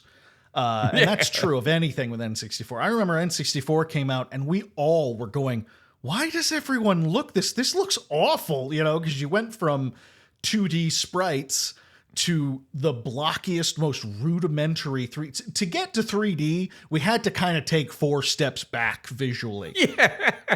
You kids don't realize this. We had to kind of just deal with that while game designers figured There's just their some shit growing out. pains. There's That's just exactly some 3D what it growing was. pains. And And we you just got had to deal. Yeah, you just had to fucking deal with it. And by the time we got to the Xbox and the PlayStation 2, most of that had smoothed out. We weren't really doing cartridge gaming anymore. There was a lot more room to work with. Yeah. But yeah, so GoldenEye, 007, N64, easily one of the best games of 1997. So I realized I'm kind of cheating because I forgot that Final Fantasy Tactics didn't come out into the US until January 98. Oh, sneaky. Well, it's a 90s. Everything talks about it being released in 1997. Yeah. And then it's like in Japan. Right. And I didn't realize that until I think like that just counts. now. That makes sense. It's fine. Whatever. Yeah. It's 1997. Yeah. So Final Fantasy Tactics is one of my favorite games growing up. It had all the whimsy of Final Fantasy, but it turned up to 11. It's a tactics-based game, so it's kind of like that 2.5D, like, you know, isometric angle.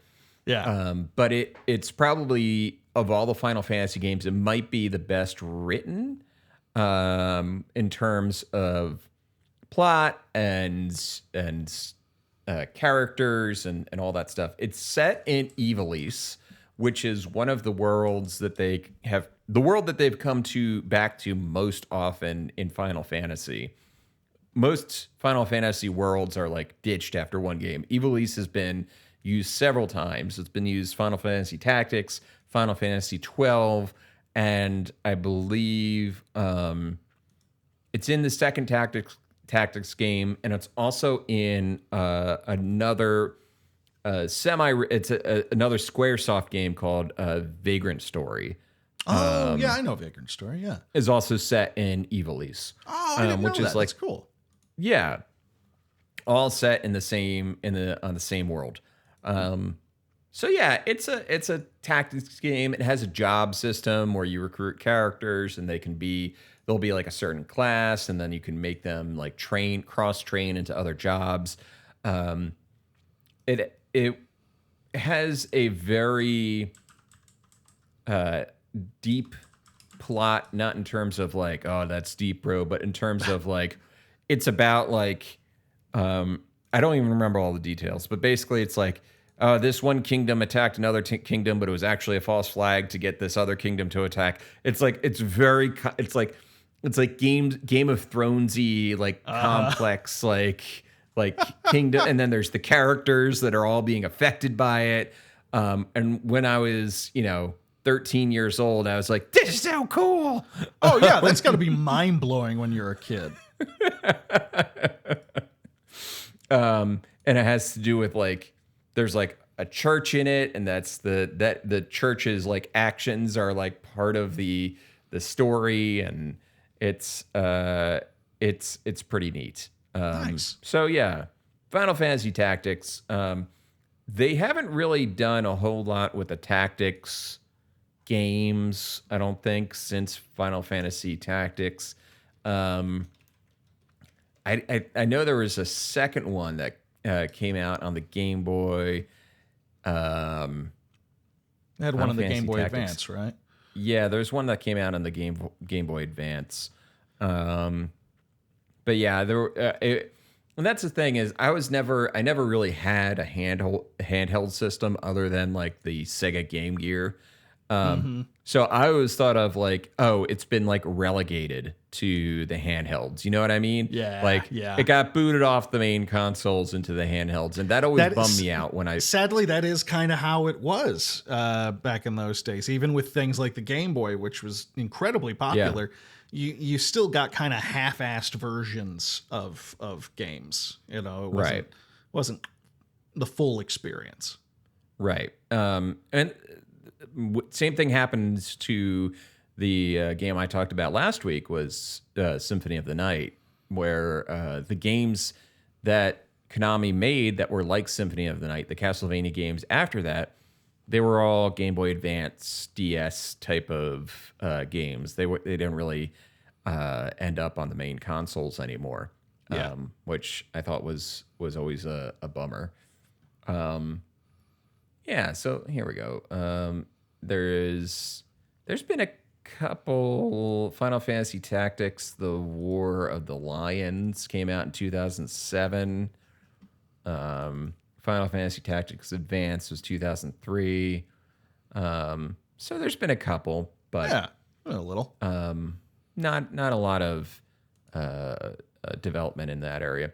The guy in charge of Final Fantasy Tactics was Yasumi Matsuno, who's the director of the game, who prior to making Final Fantasy Tactics had made Ogre Battle, which that is makes a another, lot of sense. yeah, Yeah. which is another big like tactics game.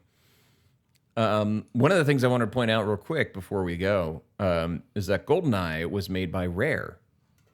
Yes, it was. Yeah. Was that their first like big hit? I don't know. I mean, Hot Cider would probably be the best person to tell. Yeah, he would know. Yeah.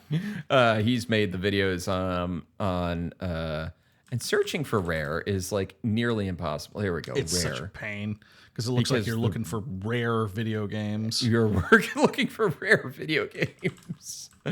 What have they made? List of games developed by Rare. I mean, they've made a shit ton of games. Yeah. So yeah, 1997 GoldenEye. That was one of the 4 games they made that year. Oh no. Lord. Donkey Kong Country. Yes. And Battletoads, and a few things like that. So yeah, Donkey Kong Country though I think was the big one, and it's probably the most. It's the one that was like the most interesting in the way they did it because they actually it was kind of like faux 3D because they actually rendered 3D models and then using these big workstation SGI computers, which because in the early 90s that was the only way to do it is these, I think they're SGIs. And then they took like screen captures basically of the models and all these different positions and then put them into the game. And what it made it look like on the Super Nintendo you had like a 3D characters, which is really cool in terms of like the concept, you know, of doing that. Very forward thinking. But yes, GoldenEye 007 was their big thing, and then the following year they released Banjo-Kazooie. There you go. Yeah. So, yep, their main thing, and it's weird looking at them now. The main thing that they do now is Sea of Thieves. That's funny. They're just on that Sea of Thieves treadmill. I forget how far back they go. Like, they've been making games since 1987, 1986. And I forget that. And yeah, the idea that now they're basically doing that is kind of hilarious when you think about it. Yeah, it is. By the way, Sea of Thieves did drop that Monkey Island update. So yes, are you thinking you're going to be popping into that? I might try it. Yeah. I was bummed that Ron Gilbert was not involved in the writing of it. Sure. Yeah. But, I might try it. Yeah. I would definitely like to hear your take on it. Yeah. Yeah. I at least just need to hear the music. Oh, at least. All right. I think we've been talking for a bit. I think that's enough. I think that's enough bonus for you. It's enough. Right? You guys, you're going to take this bonus and you're going to like it. You're going to love it. Love it. I need a sandwich. Oh my God, a sandwich sounds amazing. Bye. Bye. You know, what's his name? The guy who does the voice, Ron Perlman. Yeah. Did you see that little clip of where he's like, what if we just burned down your houses? Oh, yeah. He's fiery. Well, I mean, I understand where that feeling comes from, Ron, but goodness. I think Ron can say it. I think he can get away with it. He kind of, yeah. He's what, 76? Gosh, yeah, he's been acting for a very long. I don't know though. Let me see. How old is Ron Perlman? 73 years old. 73. It's like he looks. It's funny because he looks every year of that 73 years, but he also looks pretty great. No, he looks great. I mean, he has the leather skin. The man looks like he has lived every goddamn year, and he is he is married to Allison Dunbar. Who? He just. Oh wow! Yeah. I didn't. God, he and Opal Stone were together for a long time. And, yeah. They could have had him play Tom Waits in something, but they're too close in age. So he's got that. He's just got that like apey kind of like caveman look. I mean, I know that's redundant because he's actually literally played a caveman, but right. Yeah. Yeah. I guess they were split up, and then he moved on with Allison Dunbar. Gosh, they were together a long time. They were. Anyway, Ron Perlman. Hey, everybody. This is the thing. We're talking about Ron Perlman because I'm talking about Fallout today because we're still in the year 1997. And we'll still be in the year 1997 for at least 2 more episodes, I think. 2 more bonus episodes. 2 more. Yeah. And then we'll move on to, I don't know, something else. Another year, another Zelda episodes. Who cares? It's all bonus to you. Up. Yeah. So I'll start because Fallout, war never changes. That's what Ron Perlman said right at the beginning of Fallout. It's true. Fallout's one of my favorite games of all time. I played this when it came out. I was 13 years old, and the things that you could do in Fallout absolutely blew my mind. Like, I didn't know that games were allowed to do this. I was like, you mean I can take my character and I could go hook up with this lady right now? That's a thing in this game. It sure was. You could do whatever the hell you wanted, basically. You could do whatever you wanted. Did I beat the game? No, I was not. It was a hard game to beat. I don't think a lot of people did. Yeah, the first Fallout had a timer on it. So you had to solve the water chip problem at your starting vault in, I want to say, 180 days of game time or less. And like while you're traveling on the overworld map, it's like going from town to town. It's like you could just see the days ticking off. So if you didn't do that, you lost the game. There is a thing where you can find someone to fix it, where it goes, and then it extends it out to like 5 years of game time or something like that. Mm-hmm. And then ultimately you get the actual water chip and save the day. But you're thrown out. You're cast out because you've been outside the vault too long, and the people who run the vault are like, ew, you're different now. You don't get us in our vault anymore. You don't get us in our vault. So thank you for the chip. Goodbye. Mm-hmm. More or less. But it was interesting. It was interesting. It wasn't. It was one of those. It was an isometric RPG, CRPG, which kind of became kind of a big thing in the late '90s period. I was, Baldur's Gate and Planescape and all those games. There's a lot of D&D style games that came out with a similar style after that. And Fallout was really my introduction to that world of the CRPGs. Being able to solve problems in multiple ways was one of the neat things about Fallout. Like you could have a guy that goes in and kills everybody, or you could have somebody who just goes in and hacks the computers and turns the turrets on so that it kills everybody for you. Stuff like that. Yeah. A lot of fun. And then I would just like cheat sometimes and have my character go to max stats on everything. Which was also hilarious because there's like an extra blood and guts perk, which everybody died in their most violent way when you killed them. So I'd have like my character who's like super strong, just like punch somebody once and they would explode. Good times. Fallout was made. It was made by Interplay.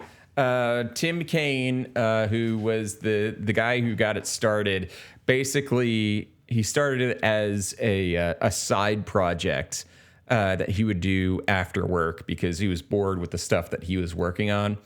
And soon other people at Interplay started helping him out. He would just like throw pizza and beer parties after work, and they would just like, they did it. I mean, it's one of those things that nowadays doesn't really fly because you're thinking about like, oh, it's a kind of like an abuse of workers and things like that. But these guys literally just hung out after work and made a game for fun. Yep. Like they just sat around at the office after hours and made another game. And eventually Interplay was like, yeah, this is actually good. Interplay in this case being Brian Fargo, who Brian Fargo's career is wild if you look at everything he's worked on through his career. So yeah, Brian Fargo, they all get it together. They give it the green light. Fallout is released, and it's a pretty well-known game. It comes out. There's another one that comes out, Fallout 2, and then eventually, after some financial troubles, that's when you get Fallout being acquired by Bethesda, who makes Fallout 3, which is the one that kind of blows the doors off the entire franchise. The point that it becomes like more of a cross cultural phenomenon in gaming as opposed to people who were just like into CRPGs. Yeah. I think Fallout 3 was the moment it kind of reached a broader audience. But Fallout 1 is still my favorite, and it'll always hold a special spot in my heart. Nice. Yeah. So Phil, what do you got? Well, speaking of isometric legendary game franchises, my game for 1997 today is Diablo. Ah, yeah. yes. Another very influential game. This is what I didn't play Fallout when it came out, but I did play Diablo, and it's so funny to think how commonplace the Diablo style isometric dungeon crawling loot based kind of game is. Just it's so ubiquitous. It's everywhere now. Even if Diablo is kind of the Coke, maybe they didn't do it first, but they did it best. And but it was pretty revolutionary at the time. And I went into a little bit of the background of it. And because, to be completely honest, most of the gameplay elements of Diablo have not changed in in like the 20 plus years. It's basically the same game. It just looks better. You got new classes, you got new loot. But I dug up into a little of the background of it, and I found that it was developed. It first David Brevik came up with it, and he was working on it after it was with Condor Games, and they were working on developing it, and they needed a publisher, and Blizzard had finished the first Warcraft game a few years beforehand, and agreed to publish it, but it couldn't be turn-based, which it was at the time. They wanted to be real-time, and it had to have some sort of multiplayer level to it, which is something they had done with Warcraft. So they wanted to expand on that with this new style thing, which I don't think he was thrilled about. He very much wanted to have a story-based dungeon crawl kind of thing. He was very into the lore and the story and that sort of thing, which must be heartbreaking for him now, because don't get me wrong. Yeah. We've covered Diablo on this show. But, we have, yeah. But do people really know Diablo for the storyline? No. Not really. We've read 2 books on Diablo. I've already forgotten what happened in them. Yes, exactly. I did think it was really interesting. He found it was one of the big influences was this game Telengard, which came out in 1982, and it was a computer game by Avalon Hill, of all people, and it's one of those old ASCII kind of looking Commodore games, and it's but when you look at it, you're like, oh, I totally see this. It's a dungeon crawl, picking up different loot, and just kind of making your way through this anonymous kind of dungeon. Well, it's not anonymous, but you know what I mean. Right. And I think actually probably the most interesting bit of trivia that I found was that originally it was supposed to be a claymation game. Huh. Yeah, like if you guys ever saw Clay Fighter or something like that. Like Clay Fighters, yeah. It was meant to be, that would have been a very different game. Very different, very weird game there, yeah. And I mean, I know it's just aesthetics at that point, but I have to believe it wouldn't have done nearly as well. Because Diablo represents, when you look at Blizzard's portfolio, Diablo represents to me kind of the grimdark aspect of their portfolio. Warcraft it can get serious, but it's also very silly and over the top and campy. StarCraft has its own, space opera epic kind of quality to it. And Diablo was just real grim, and people die horribly, and, angels and demons killing each other. And the idea that it was actually supposed to be a claymation game is so strange to me. Yeah.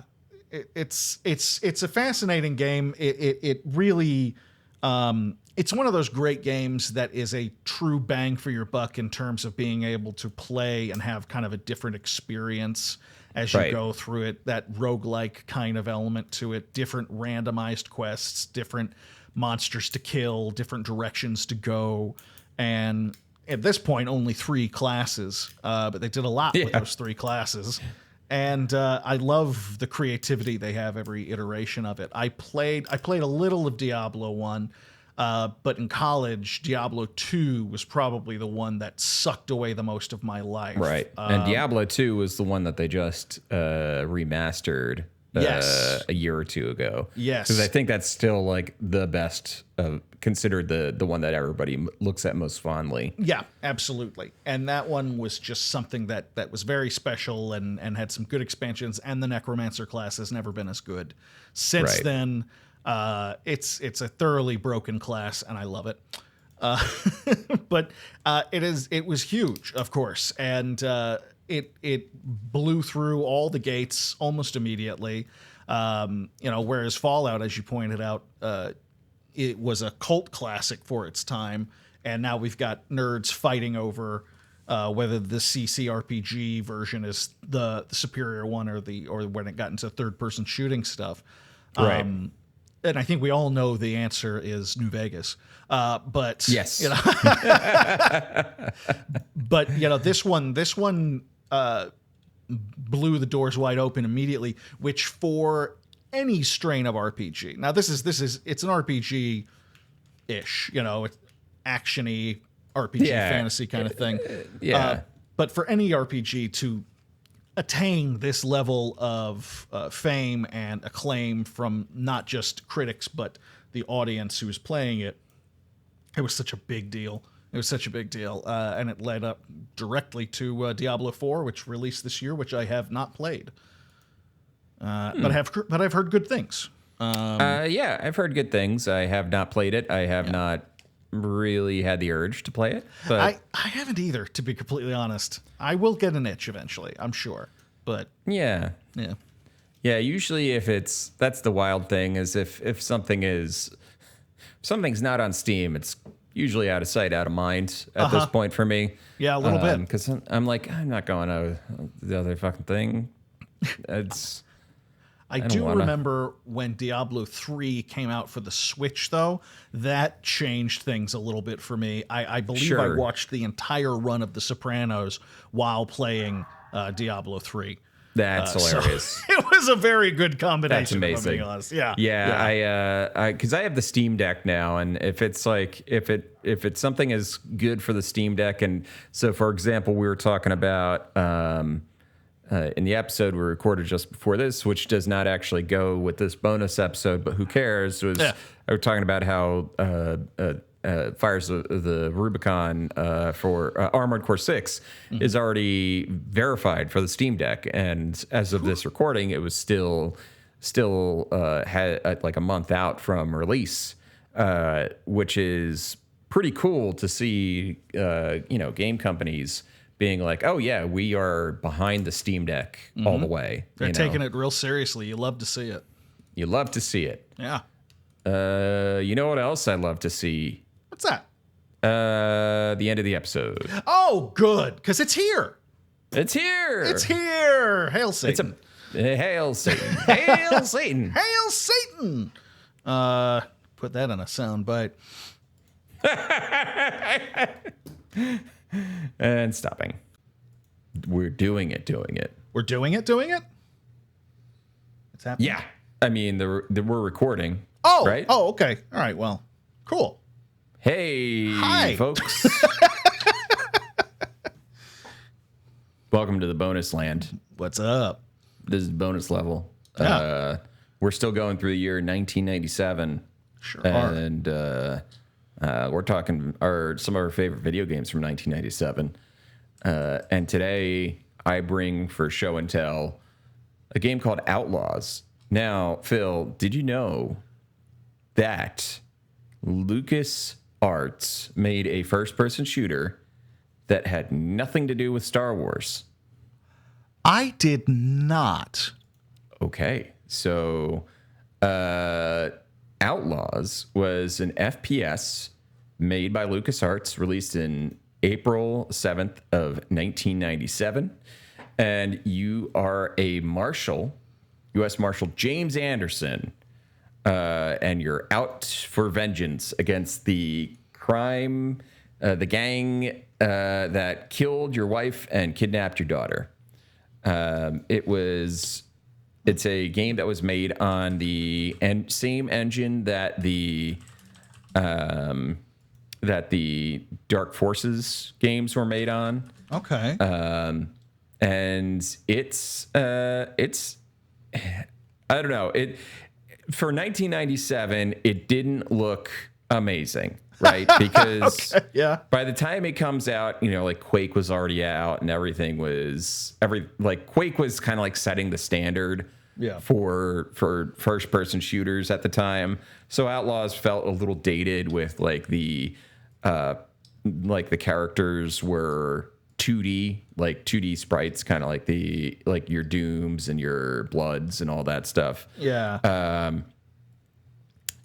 So I really liked it. It did not get amazing reviews, but it was just a fun game. It's an Old West shooter. It had a lot of the neat touches that LucasArts would use. Like it had a really good score. It had a lot of voice acting, which included John Delancey was in it. Who was John Delancey's Q in Star Trek. He pops up in a lot of stuff. He pops up in a lot of stuff. And so you have like a sniper rifle, you have a shotgun, you can throw dynamite, and you have a revolver. One of my favorite things about Outlaws was like it had a bunch of weird little like Easter eggs in it. Like I remember one time where there's like a mountain off in the distance, and if you put on the scope of the mountain and look towards the mountain, the scope on the sniper rifle, and looked out there, you could see Max from Sam and Max. Oh, that's hilarious. Just hanging out there. Oh, that is fun. I like that. And if you shot at him, his like eyes would turn red. So yeah, just like a lot of fun little stuff like that. That's neat. And it was a game. So my background on LucasArts is extensive. When I was a kid, we would buy the LucasArts games directly from the catalog. Like we would get the we would get the Lucasfilm games catalog sent to our house. And whenever there's a new one that I liked, my mom would get on the phone and she would order it, and it would be like, all right, it'll be there in 4 to 6 weeks. And, it would come in the mail, and I would go up to the computer with the stack of discs that it took to install it. Of course. Or, CD-ROM or whatever. But, the box would come and they'd be like, all right, I'm going to install this. It's got like 12 discs for the install. That's some of you kids. This is one thing you kids don't know with your Steams and whatnot, is that it's sometimes you would sit there for an hour just installing the game by hand, swapping out floppy disks until it was fully written to your computer. When you see the big size of the boxes of old software, was like that big, big square thing. Early on, they were that size by necessity, because sometimes you had 12 or 15 floppy disks that you had to go through each one of them. That was before CD-ROM was common. I remember installing Indiana Jones and the Fate of Atlantis, I believe, on like 12 floppy disks. It was way too many. I remember my dad coming in and seeing me doing that, going, what the hell are you doing? Because he had no experience with games. He didn't know. Right. That's just kind of standard. That's just what you did. I was like, Dad, if you want to stop this, buy us a computer with a CD-ROM, which happened eventually. Yes. But Outlaws was one of those games. I would not read reviews or anything for LucasArts games when I got them. And I think there's something that you, when you get too hung up on reviews, I think there's games that you ultimately end up missing. Yes. Outlaws would have been one of them. There was another game. I'm trying to remember it. I think it was called Afterlife. Life Lucas Arts. Afterlife. Afterlife was basically a SimCity style game in which you were the architect of heaven and hell. Oh, cool. All right. You were responsible. You were designing two cities at once, one on the heaven side and one on the hell side. Oh, okay. That sounds fun. Did not get great reviews, but like, you know, I thoroughly enjoyed I put a lot of hours into Afterlife as you know, when I was younger. And yeah, so it's stuff like that is what you miss when you get too hung up. Afterlife came out the year before Outlaws. Wow.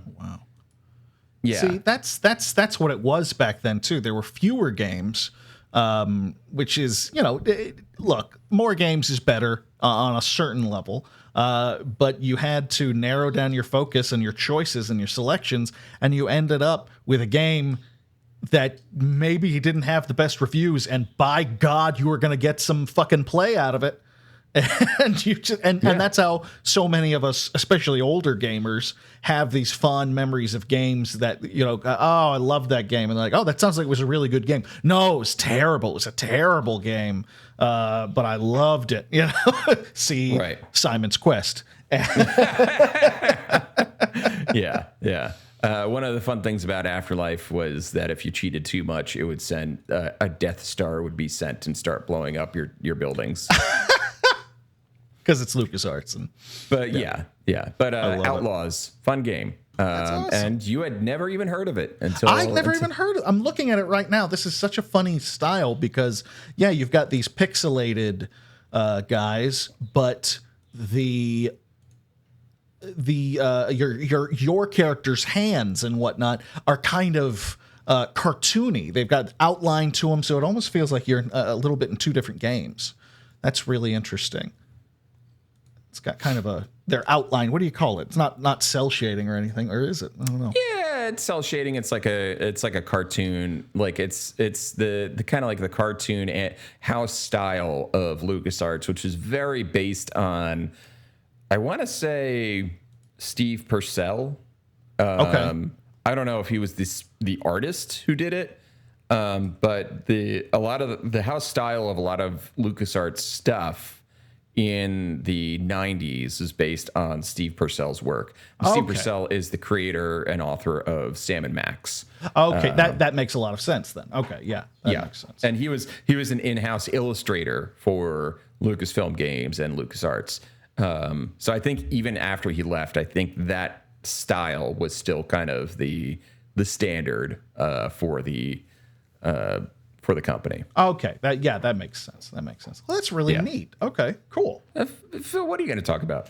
Well, I am actually going to talk about Dungeon Keeper, which this one, a lot of classic strategy game nerds like me are going to remember as being one of those first games where when you look at it initially, it doesn't look too different. You know, you're building up your fortresses and calling on your minions and doing that strategic turn-based kind of stuff. However, the theme is being evil. So you are a dungeon master, and you are trying to take over the world with your monsters and your gribblies and your horrible traps and murdering heroes and that kind of thing, which was just something nowadays playing the bad guy is really not all that uncommon of an experience, thanks to the developer of a Dungeon Keeper on a certain level. But in those days, it was very different. But Peter Molyneux of Bullfrog Games at the time was the producer and designer of this game.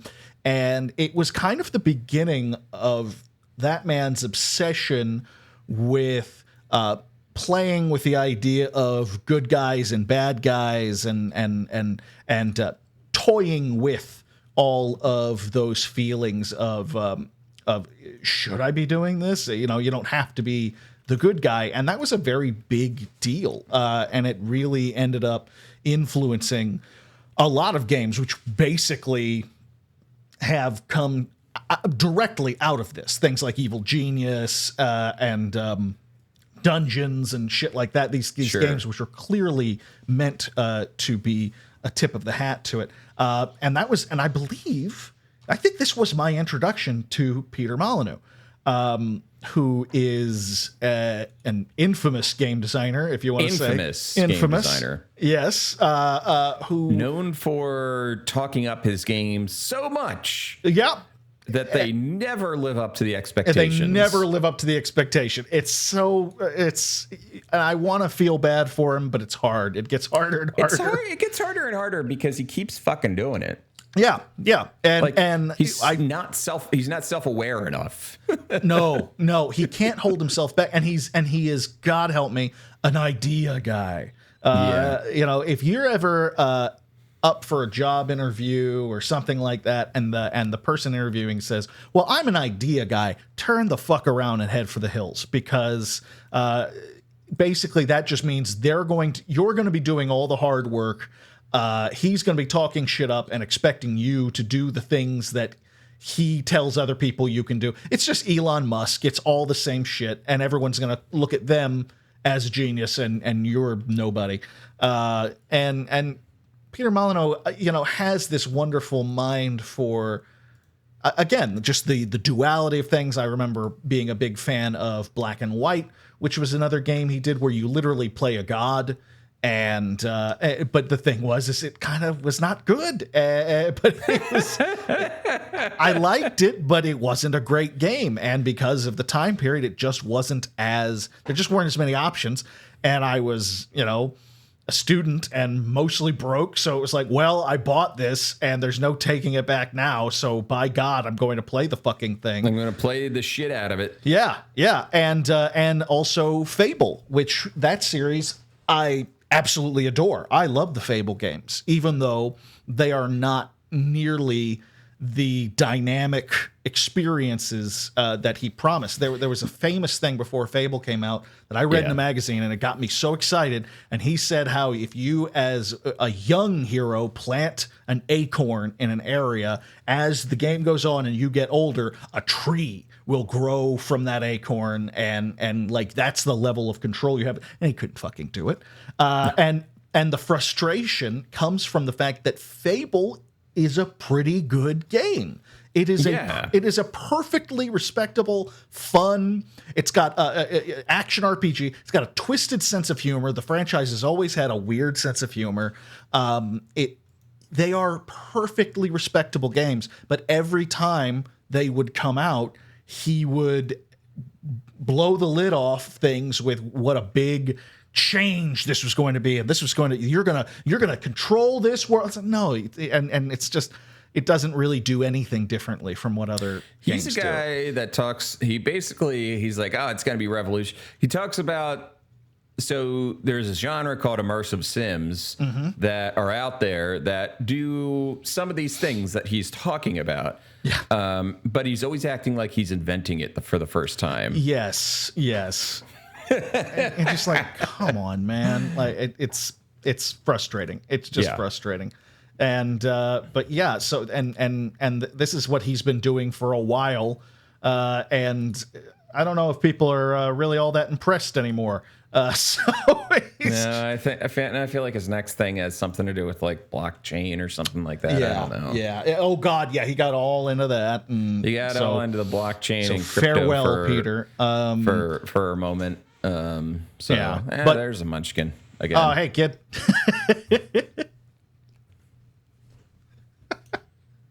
We have to get her in every episode. That's how this works. Until we finally bring her on as a guest. Potato? Okay. Oh, that's foreboding.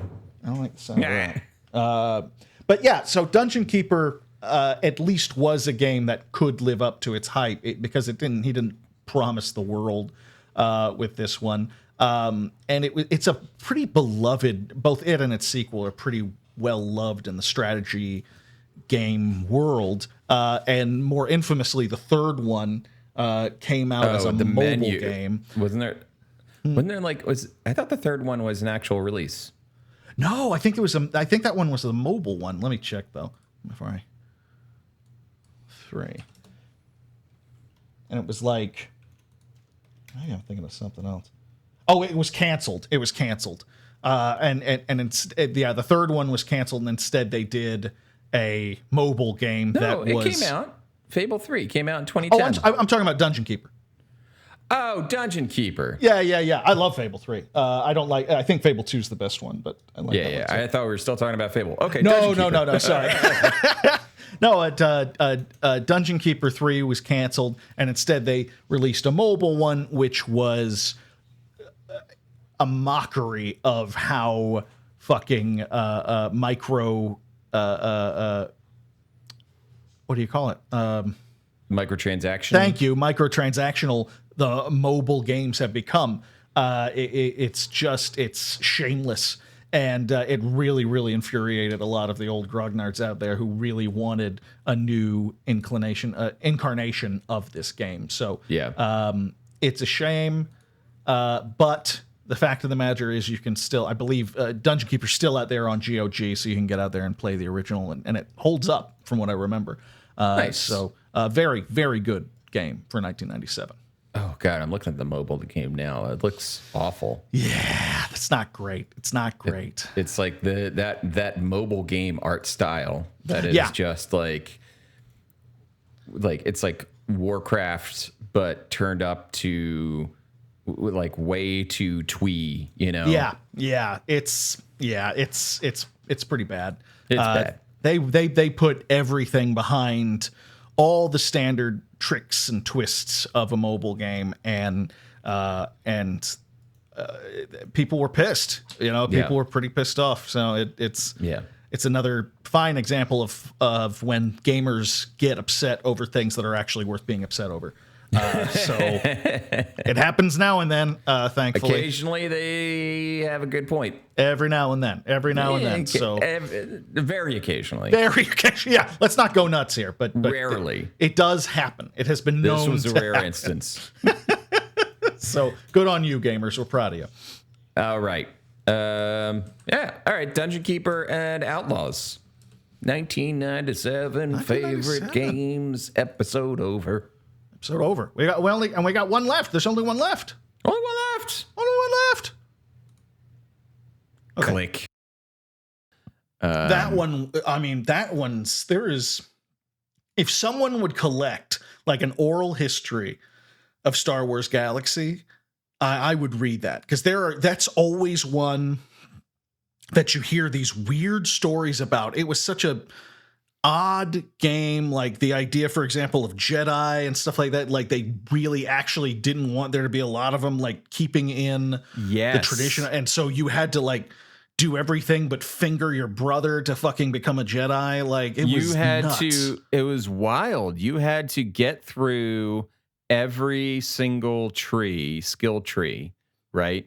Yeah. So like here's the thing about Star Wars Galaxies, kind of the way they set it up was that it wasn't like levels like in World of Warcraft. It was anytime you just get points and then be able to go up a skill in the skill tree. Yeah. And there was like, it was very loosey-goosey like that. It was very loosey-goosey. There were so many skill trees you could go through, right?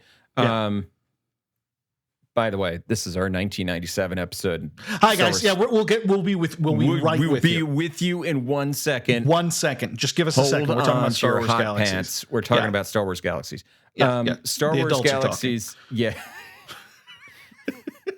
that's one way to treat the patrons and be like, "Shut up, sit down, and listen to us talk about a game that is shut up." not on the 1997 list. Star Wars Galaxy, not on any list. No. Nobody's list. Nobody's list. But I played the shit out of it. I regret all the hours I spent in it. But yes, you could be a Jedi if you like unlocked so many different skill trees. And then it was like, and then a man will come up to you, and the man will be like, you need to go to this place. And then you went through this quest, and it was like only 1 out of 1,000 players would randomly get this proc generated quest. And then you would be like, and then there would be a Jedi. And then like randomly you would see this Jedi. And then people got pissed because not everybody could become a Jedi. Right. Which, that was part of the thing with Star Wars, is not everybody could become a Jedi. Right. Yeah.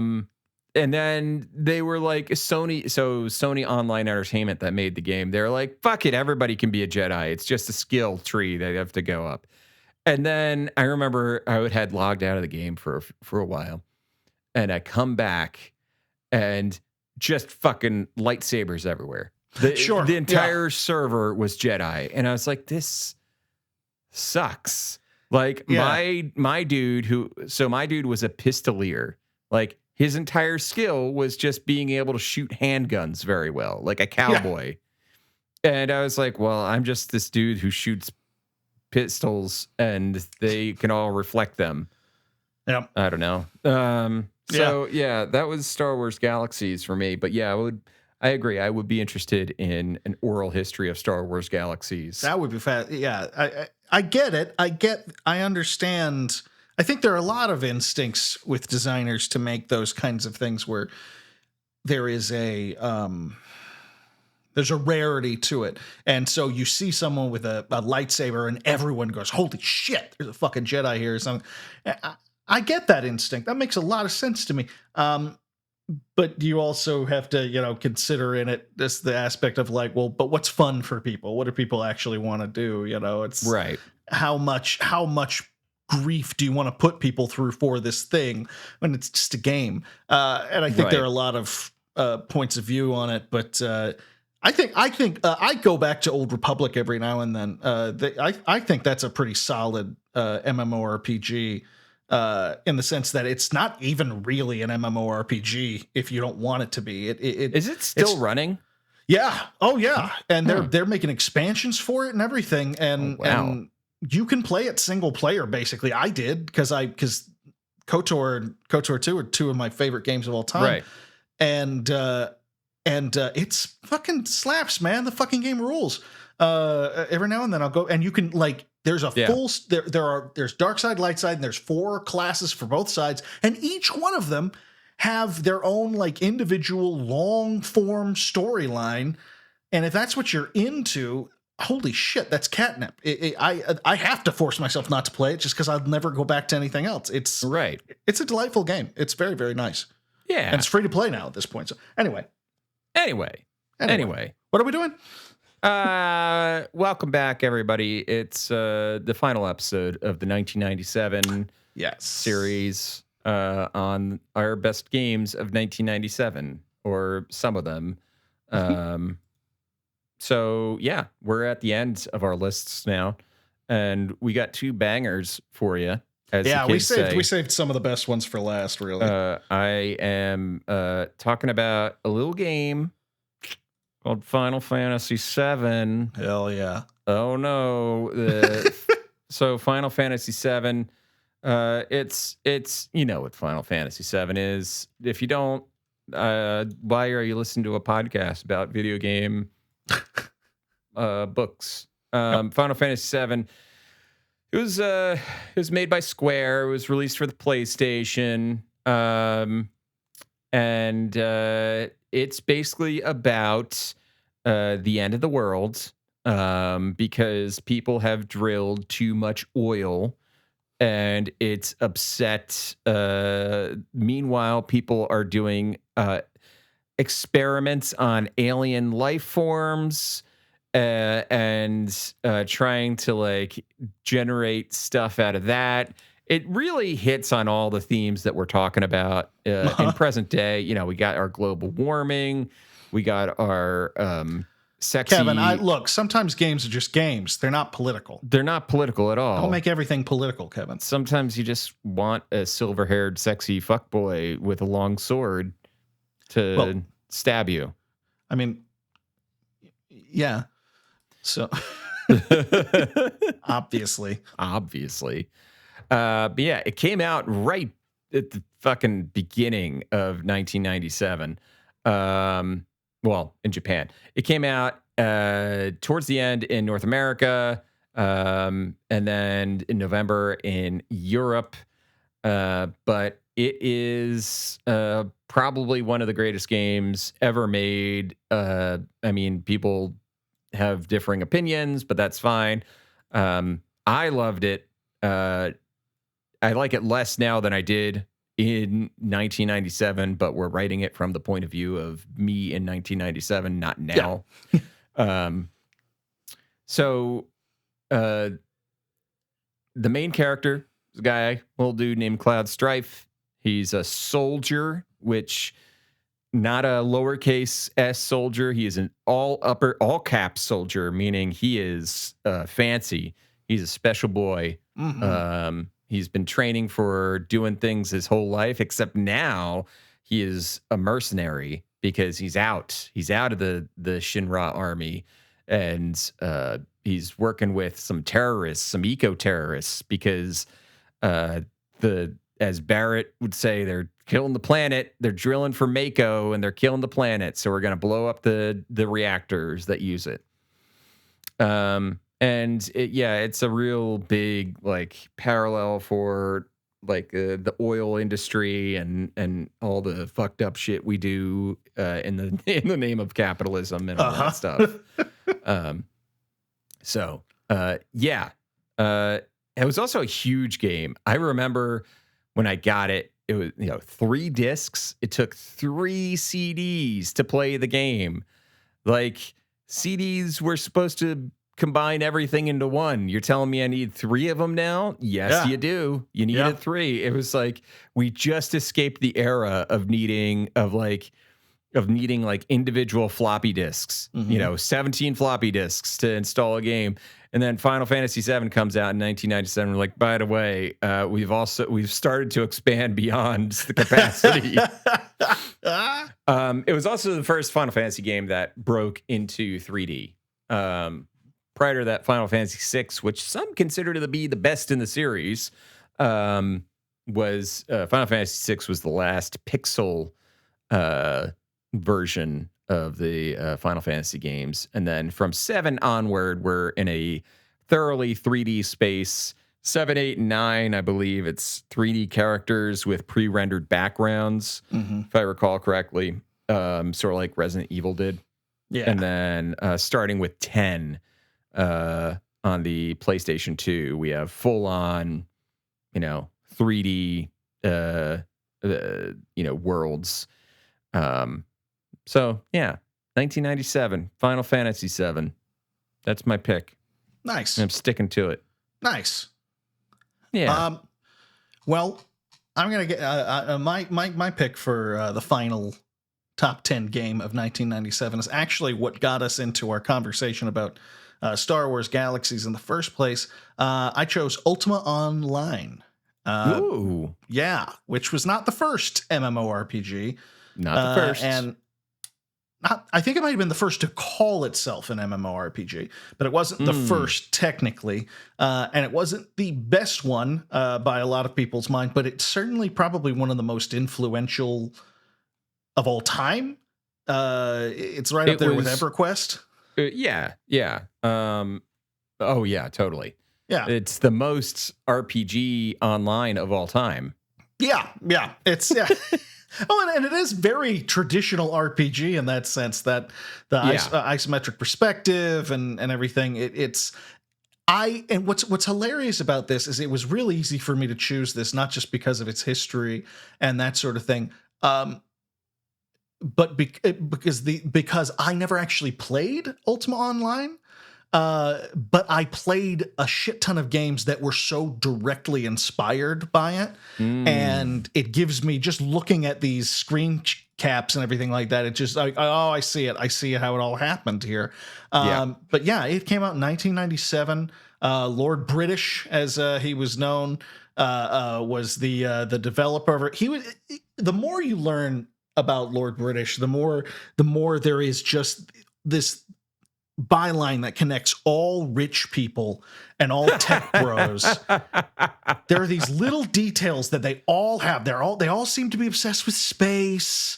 They all talk a big game but can't really back it up. And Ultima Online is the creation of that, where it's just he was not quite Peter Molyneux in his ambitions with this, because he pulled a lot of it off. Peter Molyneux. Oh, okay. You're saying he pulled it off more often. He did pull a lot of it off, not as much. I thought you were going to say he was a lesser Peter Molyneux. No, I mean, there's definitely some Molyneux in there. I mean, he overpromised, that's for certain, but not as badly as Molyneux did. But it was kind of classic role-playing game style. There were multiple ways to play. It was dedicated very much to player freedom. You could be a hero, you could be a villain. There was a lot of controversies that surrounded the choices of PvP. This was before it was really common to have a server that's PvP versus a PvE server. And people would complain. They're like, I'm just trying to play this game, and these villain characters, these guys come by and they kill me and steal my shit.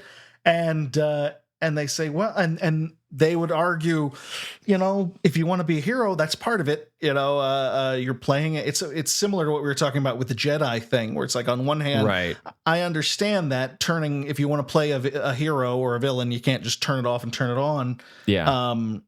But at the same time, it's a fucking game. So, Yeah.